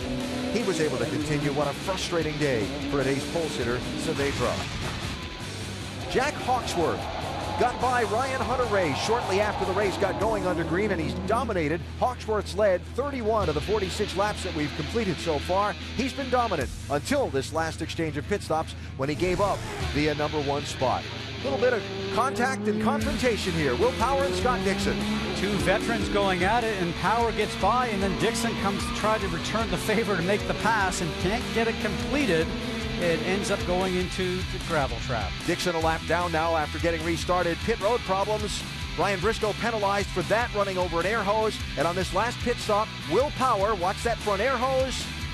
And that is being reviewed by race control. We'll hear if there are any penalties called out after the restart. Don't forget to spend your late nights with Jimmy Kimmel. Guest list this week, Shark Tank's Damon John, Emily Blunt, Iggy Azalea, and Nathan Lane. Plus Kimmel's great moments in unnecessary censorship. Jimmy Kimmel Live, weeknights, 11:35 Eastern here on ABC. Jimmy's about to be the senior statesman of late night television after Dave steps down later this year. David Letterman watching his two cars compete in this race. Michael Andretti's car with Ryan Hunter-Reay, now the race leader, and look at the charge down the front stretch. 4 abreast. And it all funnels down into a corner that only one can get through. It's a morning traffic jam. Up and over the curb. Sebastian Bourdais didn't have anywhere to go, so up and over the curb he went. Hinchcliffe losing second spot. Justin Wilson just got through him in the shuffle. Third place. Oh, some retaliation going on. I love what you see there. Hinchcliffe again, trying to do a little bit of blocking. Gathered up. As he was going through there. Full course shallow. Oh, trouble. Martin Plowman for AJ Foyt Racing. And who was the other car? Are you ready to... That is Frank Montagny. I don't know why he's in such a rush to get back. There's nothing left. He's making that look like a different type of a sports car, isn't he, on that one? And he just wanted to get out of the way. So Martin Plowman driving for AJ Foyt Racing in this race and in the Indianapolis 500. Over the next couple of weeks, Frank Montagny driving for Andretti Autosport in this race. And that's the car that Kurt Busch will take over beginning tomorrow for the 500. And Montagny, the veteran of sports car racing and open wheel racing, involved in some trouble here. Just looks like everybody. Oh, Martin Plowman, the number 41 car, the AJ Foyt car, up and over. Oh my goodness, that's why the wing is off.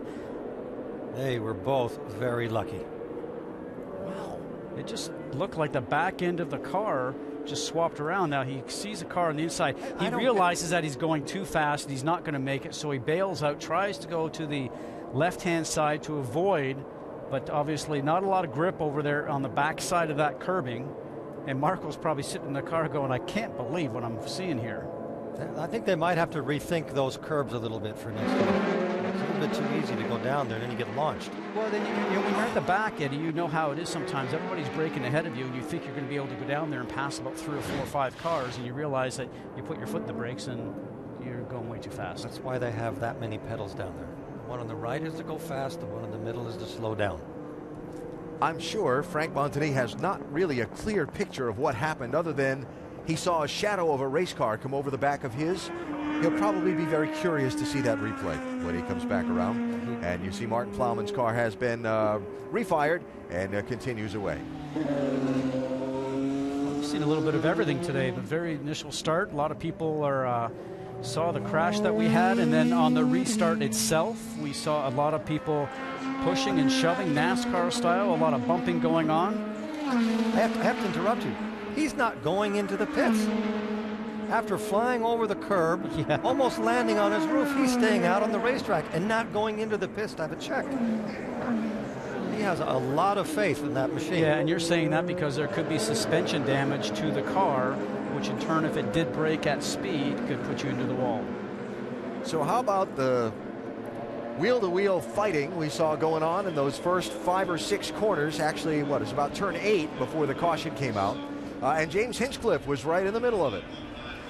Horses blocking! Horses blocking! He better get a penalty for that. That was moving in the brake zone. That was bullshit. Rocket was standing here, right here, and watched it on TV. Also, I am'd it. I think he was not happy with the blocking. There was a lot of bleeping. I can understand that. That was a lot of aggressive driving going into that corner. Scott, do you think this yellow is going to help Hunter Ray on his strategy? Well, I see that he's short as it is right now. The other cars, I think, had both of Pagenaud and Hawksworth would only get to lap 71. This assists both Hawksworth and Pagenaud, I think, more than anybody else right now. We shall see. And for Will Power, we saw him clip that air hose on the pit stop. Penalty for that for the 12 car has set one of the contenders in this one back in the field. Wildness, extreme wildness in Indy.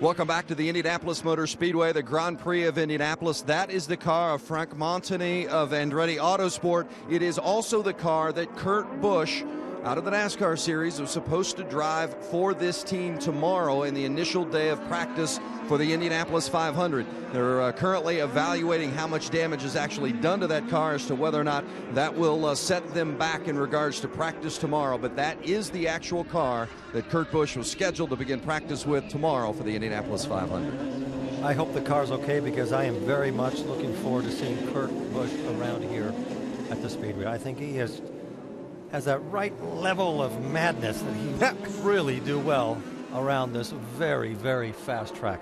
Testing went really well. for Kurt in the rookie orientation program and the testing that he's done here at the Speedway. So Ryan Hunter-Reay, Justin Wilson, Carlos Huertas, James Hinchcliffe, Helio Castroneves, the first 5. Remember how wild these couple of restarts we've seen today have been. Oh, trouble, contact. And there'll be another yellow.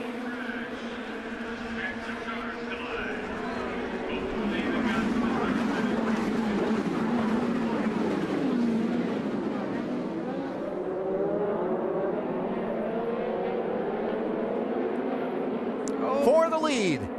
Now that's how you. That's a nice move. Justin Wilson. Past Jaguar Formula One driver. Yeah. Wilson through Hunter-Reay. Hunter-Reay taking a defensive line on Wilson's teammate Huertas. The caution is going to come out in that restart mayhem on the front stretch. Graham Rahal's car came to rest against the outside wall, and he's out of it. I really don't like these new rules they're using for the restarts. It's too confusing. Where they accelerate, where they don't accelerate, and inevitably in the back of the line, somebody makes a mistake in this effect of accelerating and stopping. Come out, why don't they just come out of the corner and start going? What if you got to sit around and wait for somebody to accelerate, or when is he going to? Just seems an added risk. Because as race drivers, when we're coming around, we don't want to lose anything to the car that's in front. So what do? You just talked about 2 pedals a moment ago. 1 to go, 1 to brake. We push the one on the right to go. Too many regulations. You see those orange markers on the outside? That's the acceleration zone where the leader's supposed to begin to accelerate. Just have them accelerate as they come out of the corner. Well, as I understand it, the object is to try and get the field straight on the straightaway before you begin to accelerate up to speed, rather than having cars still charging out of that corner at top speed. Look at that. That's such a wasted bunch of race cars. That just doesn't need to happen.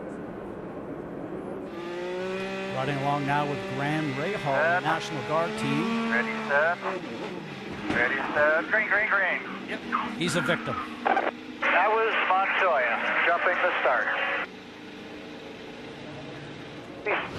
All right, Vince. Graham Rahal, give us your thoughts on what happened there. What happened? Just got punted. I mean, Montoya's a lap down, and he almost hit me, actually, the restart before. He tried to dive bomb me into 7. I mean, the guy's a lap down. I don't know what he's trying to do playing with the leaders, but just ruined our day. I mean, the National Guard car was really good, and we were looking to be 3rd at that point, because by the time the pit sequence cycled through, we were in the hunt for a win there. And there's nothing you can do. I must say, though, these starts are pretty stupid. The restart zone being that late, this is what happened. You can't see back there because the rear wing is so big, and the officials, we need to work with them to try to change this, because there's going to be a lot of accidents. I said the restart before this, I said to my dad, I said, someone's going to get hurt out here because you can't see. In your opinion, in regards to the restart and improving it, what would you suggest? They need to let the leader go earlier. I mean, right now, the way it is, they're trying to be like NASCAR. This isn't NASCAR. And we can't just bump draft each other, and this is what's going to happen if we do this late restart. Like I said, the biggest issue is from the back, you can't see. I mean, all you see is a rear wing. I was laying back just so I could visually see, and it still, it slowed down so much, and Montoya just drilled me. Just absolutely drilled me. But I feel bad for the National Guard guys, because this car was good. It was good today. AB. All right, Vince. Well, certain levels of frustration on a number of drivers' parts today here at Indianapolis. These are some of the best open-wheel drivers in the world, and I think they should play a more important role on getting these restarts corrected so that they feel comfortable. Juan Pablo Montoya with damage to the front wing there on his 2 car. That was my fault. He went and then he got off the brake. I'm sorry. They were going. It's the accordion effect, basically. What he's saying is, because it starts to stack up as it is right there, and but on a restart the same thing happens, and the guys in the back anticipate the speed's going to go a little faster. Eddie, you and I have done it for years, and you are ready to go. But their job is to go. At the restart, your job is to go, not to hang around and look where you're going. You're right. Yep. Agree. Competition as close as it is, you've got to get all you can on restarts, get all the positions you can in those first laps before the field settles in. Under caution at Indianapolis. Back after this from your ABC station.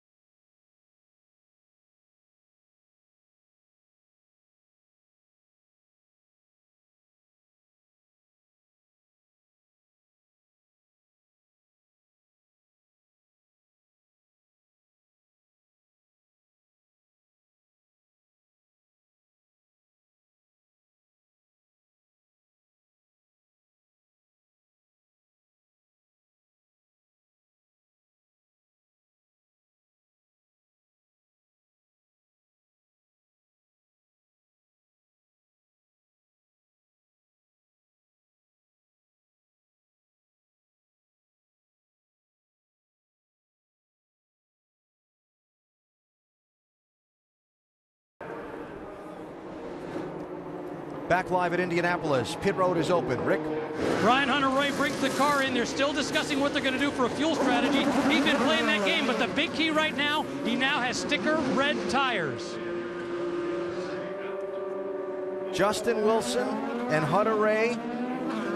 And Wilson is going to win the race off the pit lane. He's making some serious statements today.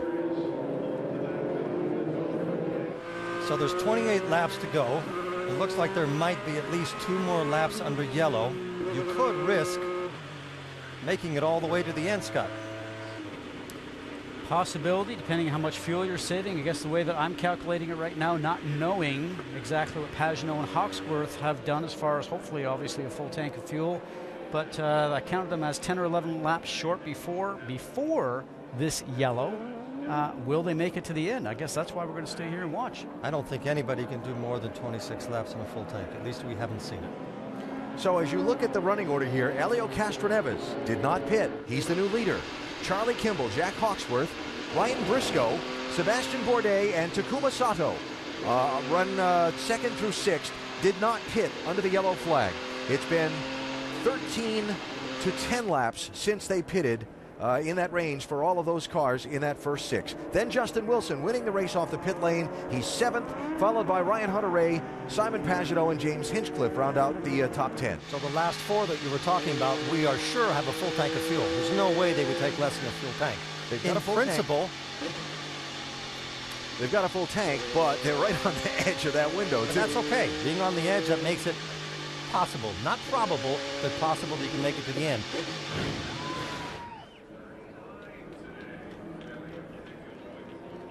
Oh, look at all the debris flying around in the air. Whoa, that is close. That was a big chunk of carbon fiber. Wow. Yeah.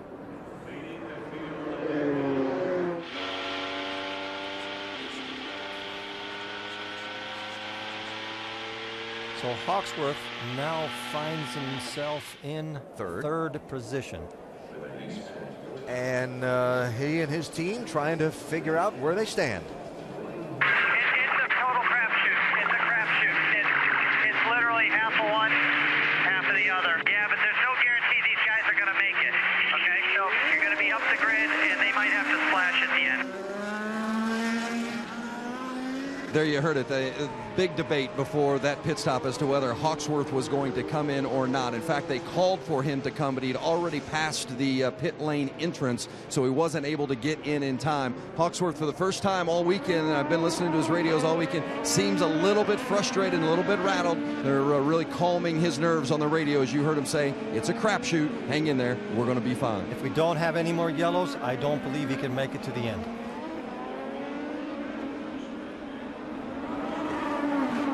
Really going to be interesting. And okay, so they're telling you to save fuel, so you got to turn that fuel down a little bit in the car with the electronic controls on the steering wheel. But you got a hungry pack of drivers on your back wing, going to be looking to overtake you here. And guys in front of you got to look to overtake also. Yeah, as they were telling Ryan Hunter-Reay, you know, turn back, save fuel, but can you go a little faster? That's like telling somebody to go shopping and not giving him any money. So here we go with another restart. They've been action-packed so far today. And almost everybody on the grid has reds on. The softer alternate tire. Watch Hawksworth from third. And again, the first off the pit lane, Justin Wilson in the 19.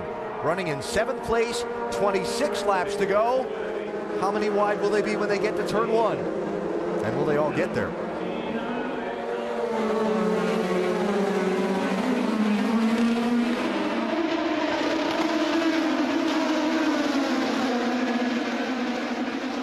That was a very clean start.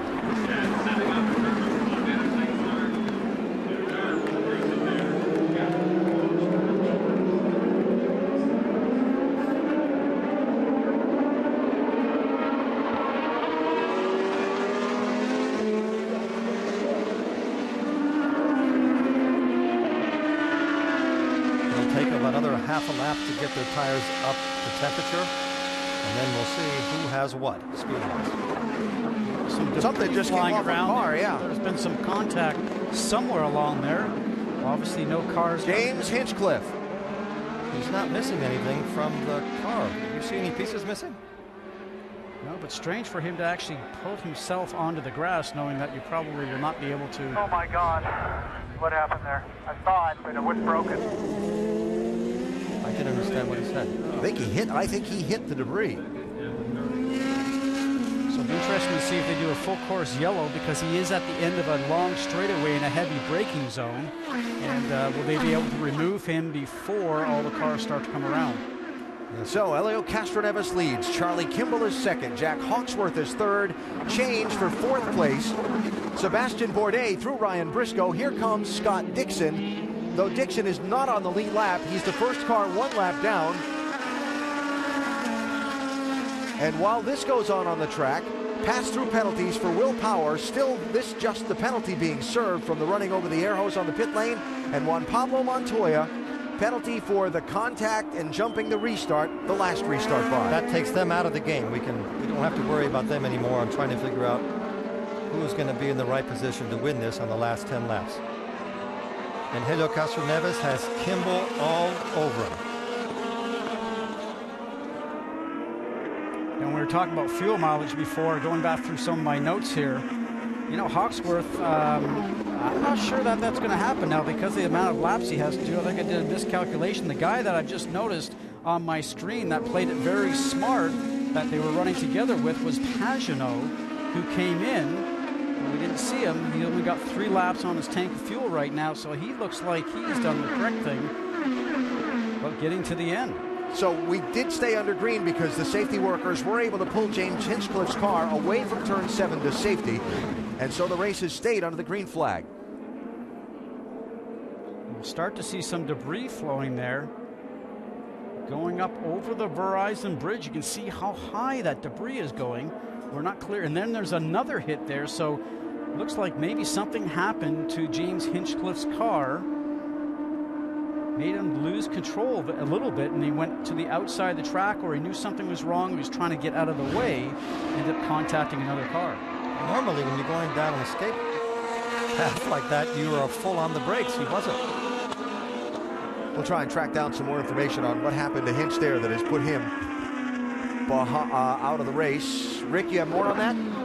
Yeah, I was just talking with the team a moment ago, and what they think happened is that they think Hinchcliffe may have hurt his hand. That's why he pulled off. I heard the frustration in his voice, but I wasn't able to get the full story. But in talking with George Klotz, he said, right now, he says, what I think has happened is simply he's hurt. So a piece of that debris hit Hinch's hands on the steering and went off. So that the update on James Hinchcliffe, whose car has been pulled again behind the wall over there at turn 7. So Hawksworth is on a pair of blacks for the black tires, the harder tires, for the first time this race, and he doesn't seem to be able to keep the pace of Castroneves and Kimball. He seems to be not struggling to hold his position, but he's not gaining on them. Or have they turned the fuel down to try and make that stretch and that gamble to the checkered flag? Lots of things still to be figured out on these last 23 laps.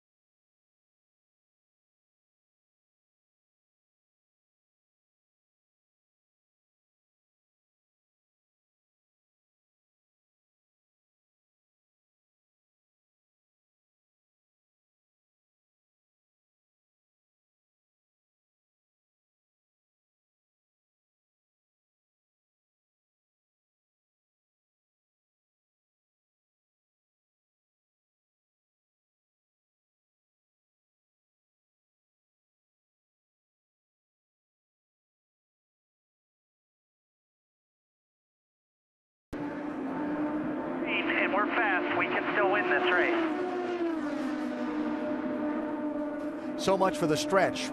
As you saw, Jack Hawksworth pitting with 21 laps to go. Fuel and tires on the 98 car takes him from third place down the line. That leaves Helio Castroneves' fuel to the finish and strategy in question. Jamie? Well, his boss, Roger Penske, is actually calling the strategy for him. Your driver leading right now, Roger, but he last pitted 21 laps ago. When do you need to bring him down pit road? Well, we've got to see what happens. There's been so many yellows. The strategy, obviously, we can come in and pit, but we're going to wait and see what happens here because we've had a lot of yellows today, and I guess it's going to be rolling dice. Rolling the dice, that's what he's about. 15-time Indy 500 winner here, Alan. Let's show you what happened to Justin Wilson, who said under braking there was contact and he had damage to the front wing. See the left front wing here partially sheared off. That's where a lot of debris came from on the racetrack. Part of the nose also damaged. Wilson had the nose piece and front wing repaired. He said now he's getting increased temperature because there may be some radiator damage on the left side, but a lot of debris from Justin Wilson's front because of contact under braking. So Wilson first off the pit lane of the guys that stopped under that last yellow, now goes from leading that charge to being down in 15th place. Now further update on James Hinchcliffe. Moments ago, we saw this as Hinch was taken away from where his car was pulled behind the barrier in turn 7 and off to the medical center in the infield. We'll get further updates as soon as they are available on Hinch. Certainly hope the best for him. Well, captain says he's rolling the dice. When the captain rolls the dice, he always has a very good understanding of what's going to come out. He's pretty good at making bets. So he is, as he said, hoping on a yellow. And it wouldn't be a shock if another yellow happened again. But at this point, Castroneves seems to be able to pace the field, and Kimball can't really get close enough to create any problems for him, Scott. Tony Kanaan in.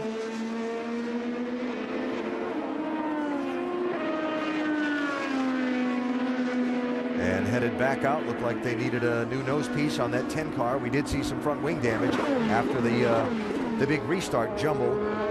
He was in 13th place when he came in. So a pretty good gap between the top two and third place Sebastian Bourdais. It is 4 seconds between Castroneves and Kimball. And Bourdais there in third. Ryan Briscoe and Takuma Sato also on this alternate fuel strategy here. Remember Scott Dixon you're seeing in the picture there is a lap down in 16th place. And we only have 19 laps to go. So Castroneves and Kimball pitted 22 laps ago. Bourdais, Briscoe, and Sato pitted 19 laps ago, while Pagenaud and the others only pitted 9 laps ago. And we've got 18 to go till the finish. I have a feeling a twist of plot is coming. We reveal it to you after this from your ABC station.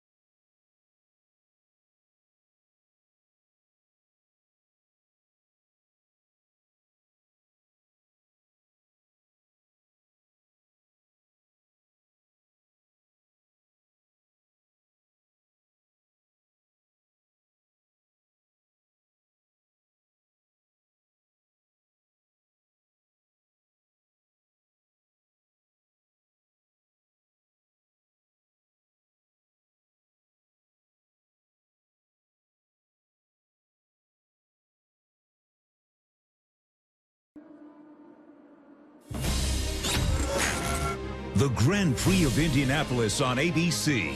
Brought to you by Mother's High Performance Car Care Products. Formulated for fanatics.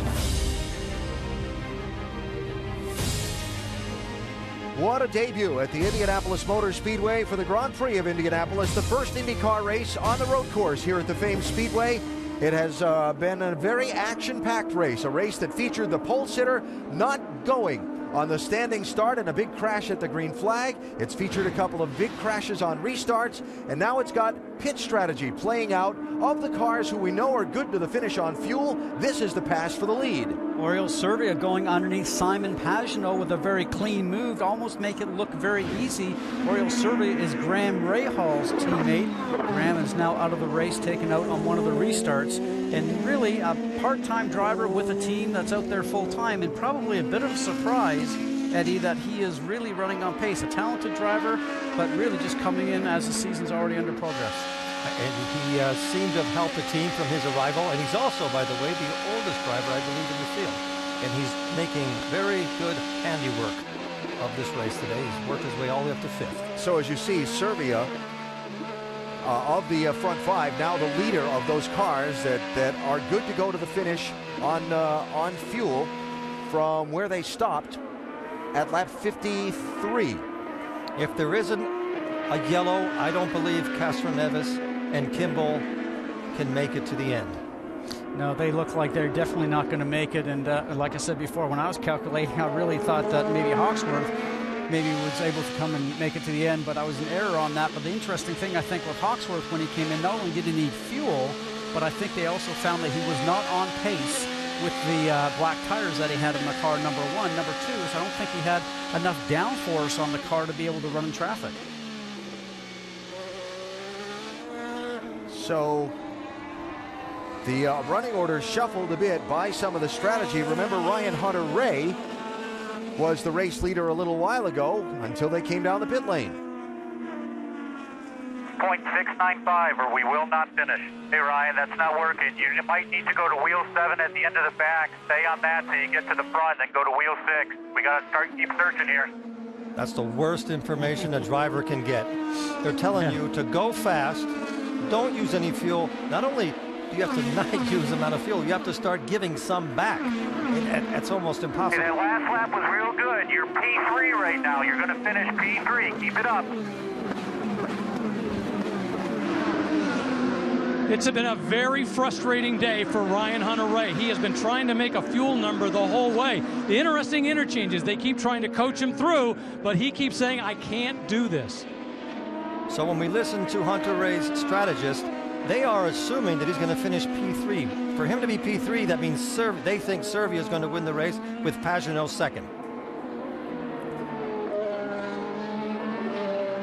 Hey guys, Oriol Servia is going to need a splash. I just talked to Bobby Rahal. He said he believes everybody's going to have to come in. Hawksworth, I know for sure, has got fuel to go to the end, but Servia is going to need a splash, according to Bobby Rahal, to finish this race. And they're calling Charlie Kimball into his pit box, counting him down. Great run for him so far today. Brought it down in the top 5. Most of the day he's been there. You see him put the red sticker tires on there for his last stop of the day. 8.5 seconds for the 83. Interesting to hear that from Rahal's team regarding Servia. That's that Castroneves crew out on the pit lane there? Yeah, well, we know for certain he has to come in. I guess maybe if they could splash, maybe 2 or 3 laps short. Maybe not getting as good a fuel mileage as we anticipated. Or is it just some strategic play to throw your competitors off? I'm not embarrassed to admit that I'm a little bit confused now as to how much they're getting per lap. Coming to the entry of the pit lane here. And in, the race leader, Castroneves. So the captain's rolling of the dice did not turn out in his favor.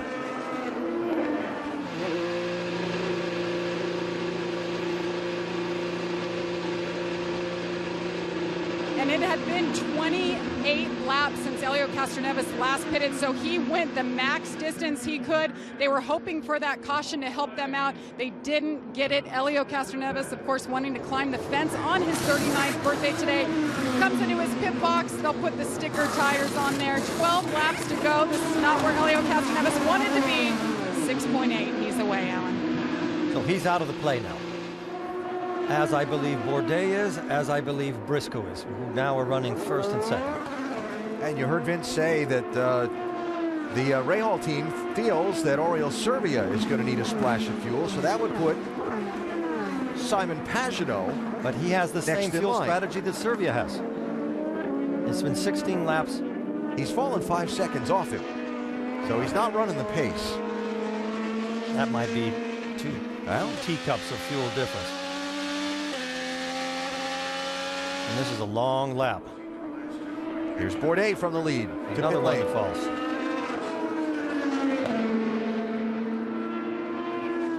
And Sebastian Bourdais pulls into his pit box. These guys are spending about 28 seconds on pit lane. He was the leader. Now he has that long drive all the way down to his pit box. This is just heartbreaking, but that's what racing's all about. 12 laps to go. Sebastian Bourdais is in his pit box, short pitting, but it's not going to help, and it's a long pit stop nonetheless. New leader, Oriol Servia. Alan? Like they had a little trouble getting the fuel connection on the 11 car for Bourdais. Ryan Briscoe also on and off the pit lane on that same strategy. And now I think we'll see Servia, Pagenaud, and Bourdais with a chance to finish, depending on how much fuel they can produce, Scott. Oriol Servia, the veteran, the 39-year-old from Spain. Second-generation racer, son of a Spanish rally champion, whose mom served as dad's navigator in that rally competition.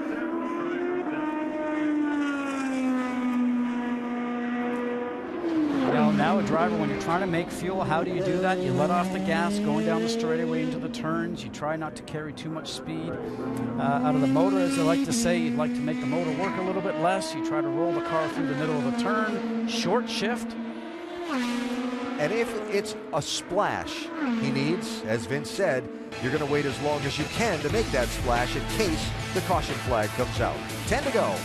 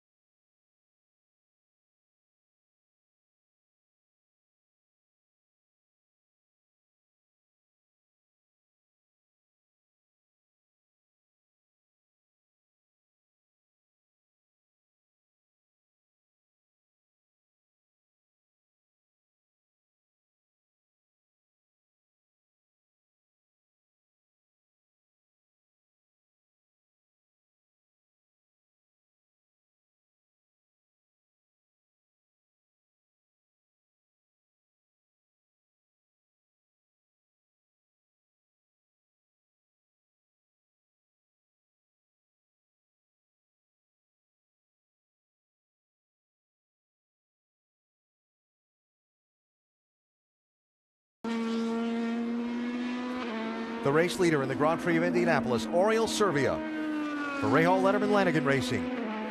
Will he need that splash of fuel at the end? He's got a 7.5-second lead on Simon Pagenaud, who's on the same pit stop schedule as Servia is. Ryan Hunter-Reay, we heard his team radio earlier that if he hit a certain fuel number, they could make it to the end. Hunter-Reay is third, 9.5 seconds behind. Then it's Helio Castroneves.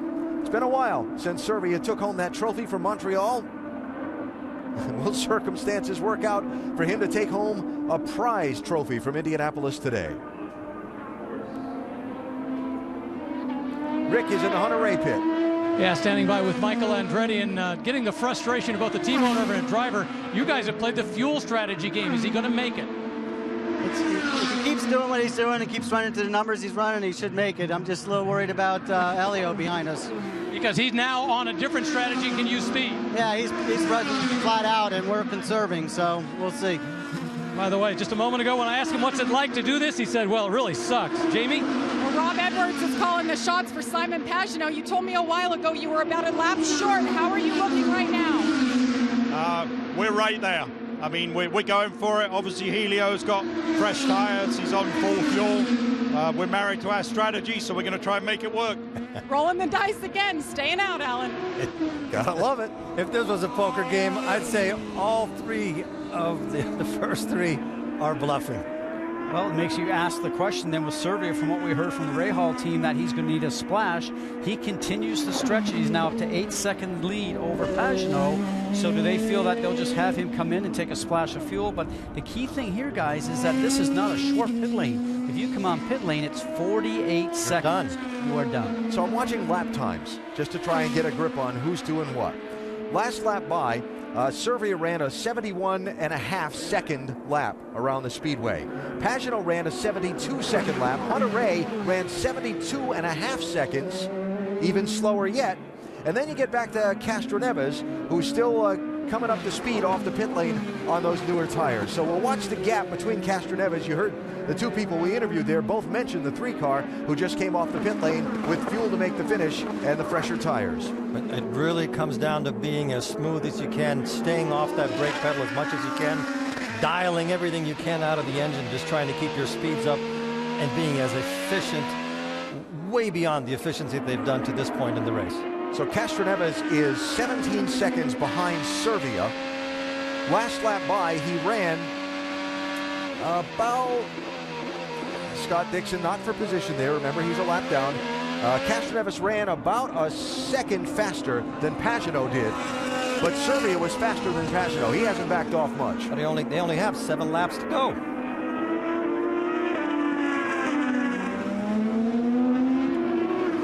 Now you mentioned Servia's team, a part-time team. This is not an effort that's running for the championship. So at this point, you stay out there, hope somebody crashes and the race finishes under caution and you can putt around and try and win? That is a strategy. You know? If hope is a strategy, that's a good one. Well, it's about what they've got. That's about all you have at this point. You cannot come into pits, like Scott said earlier, because you're out of it. You'll go all the way back to probably 15th.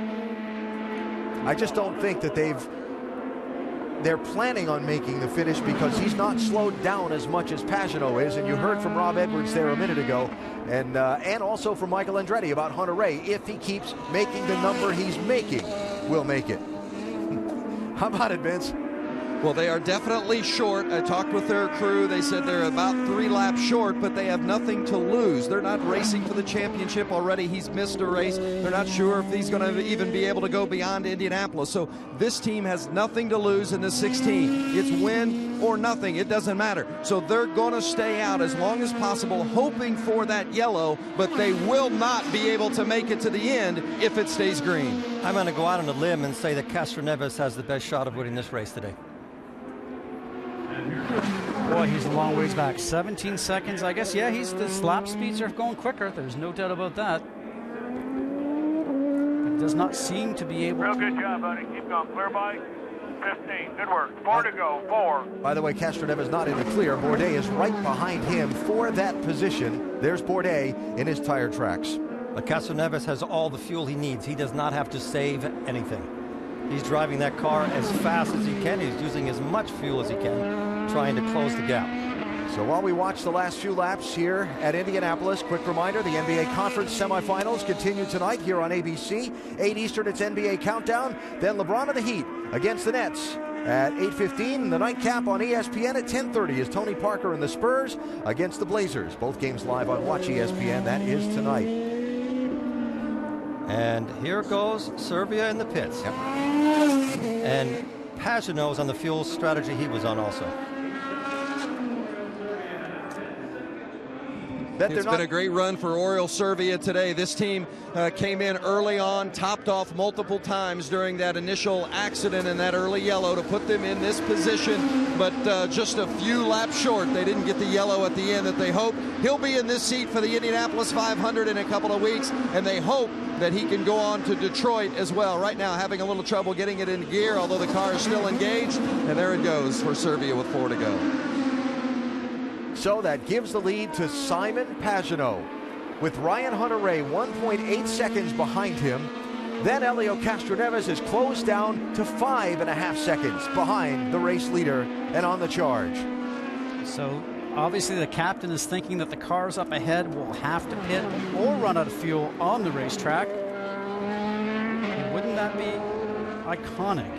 You don't if win. Helio wins here. You don't win. And he comes for the first 2 Indy 500s and wins those and climbs the fence. Wouldn't this just be amazing? You don't win as many races as Roger Penske has without being able to play the odds in your favor. Remember, Scott Dixon a lap down after a tangle with Will Power earlier. Found him stuck in a gravel trap. And by the time they got him towed out and started up, he had lost a lap. Dixon back in 16th place. So Castroneves is charged from 17 seconds back to 5 seconds back to 3 seconds back and closing. And with 3 laps to go. 3 laps to go. 77 Pagenaud, 28 Hunter-Reay on full fuel conserve mode. Castroneves on full charge. Full attack. This would be a good birthday present, wouldn't it? And he's earned, the team has earned it if he gets there.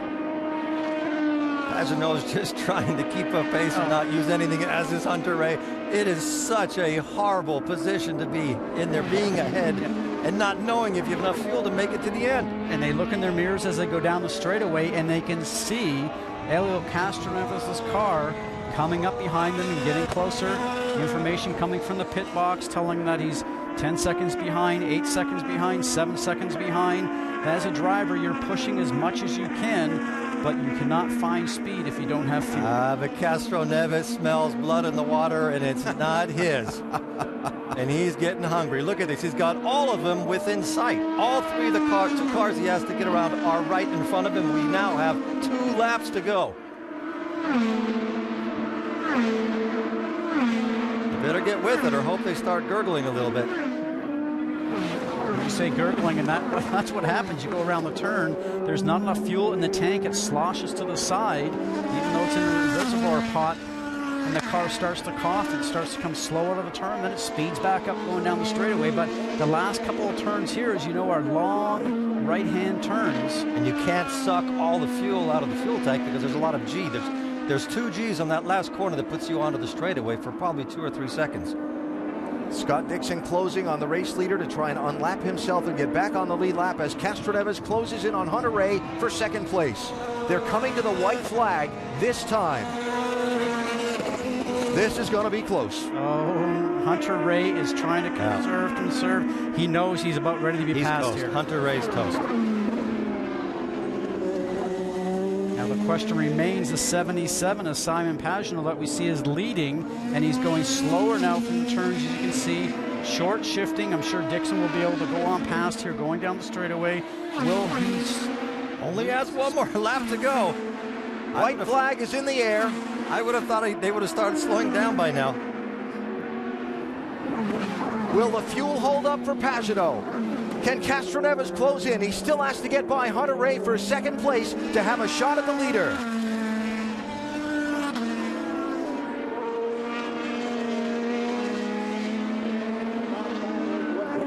Onto the backstretch. Final time. A trophy in Indianapolis, tantalizingly close. Will the fuel hold up?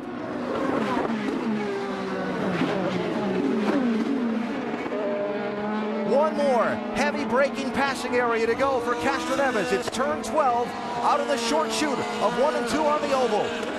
Still under power is Pagenaud.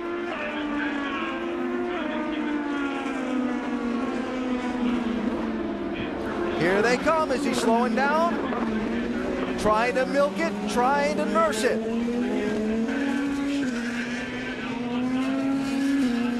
To the final corner with the checkered flag in the air. going to work. The inaugural Grand Prix of Indianapolis to Simon Pagenaud. That was amazing. What a win. What a win. Probably going to run out of fuel just about now. Probably not enough fuel to get around. Awesome job. You're going to have to switch it off because you're out of fuel. Just awesome job. Amazing. That is amazing. What a great finish. Good job, thank you. And towels. Team manager Rob Edwards told him to shut off, you're out of fuel.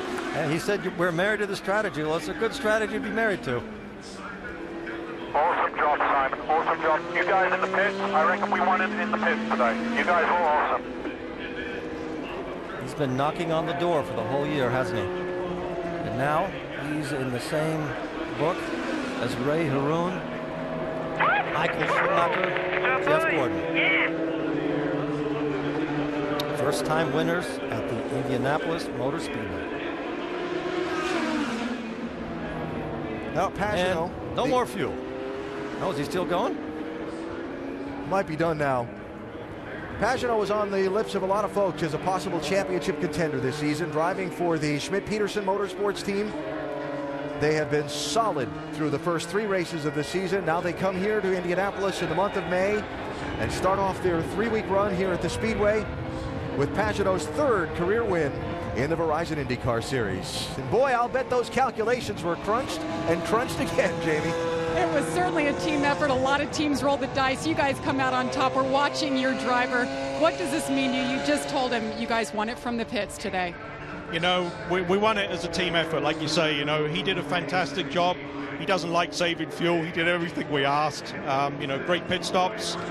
Dan doing the fuel calcs, just, you know, amazing job. You know, it is a team sport, a team effort, but Simon, just awesome. Everything he did everything we asked him to today. There's got to only be a couple drops of fuel left. Sam Schmidt, the owner, is consumed by the media right now. We'll try to get a word with him, but what a big day for Sam Schmidt, the owner of this team. We await his driver as he makes his way. Hopefully, Alan, he has enough fuel to get around here.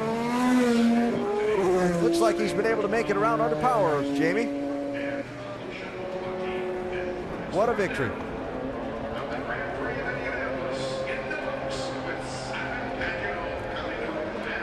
Pagenaud, when you meet him, bright smile, great personality, thoughtful answers to questions, very eager to explain strategy and racecraft, and they applied it all today to score the win. Jamie?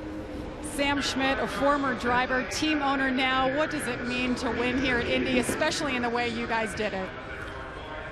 Huge. I mean, you know, Simon's on a mission this year for sure, and we're, you know, just clicking him off and get a little mojo going the right way, momentum, and Indy's special. I mean, this has got to be our 11th or 12th win at this place with our Indy Lights wins, and got 1-2 this morning on that race, and then this, you know, really disappointed McHale couldn't race that race because he had a darn fast car, but it's huge. I mean, I'm just, my heart's about ready to climb out of my skin.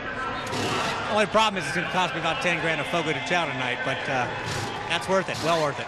Big celebration for his driver. If you're not familiar with the story of Sam, a race driver injured in a crash, now team owner, and a very much rising team in this series, and they've been solid to start this season.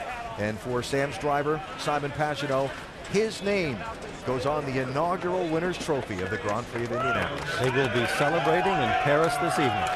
That was quite a win. And to see that win for Sam, Scott, I think that's exceptional. Sam has been so focused on his race team and done everything so well over the past years that he's put himself in a position with this driver to be able to make a serious run for the championship. Climbing out of the car, what a feeling.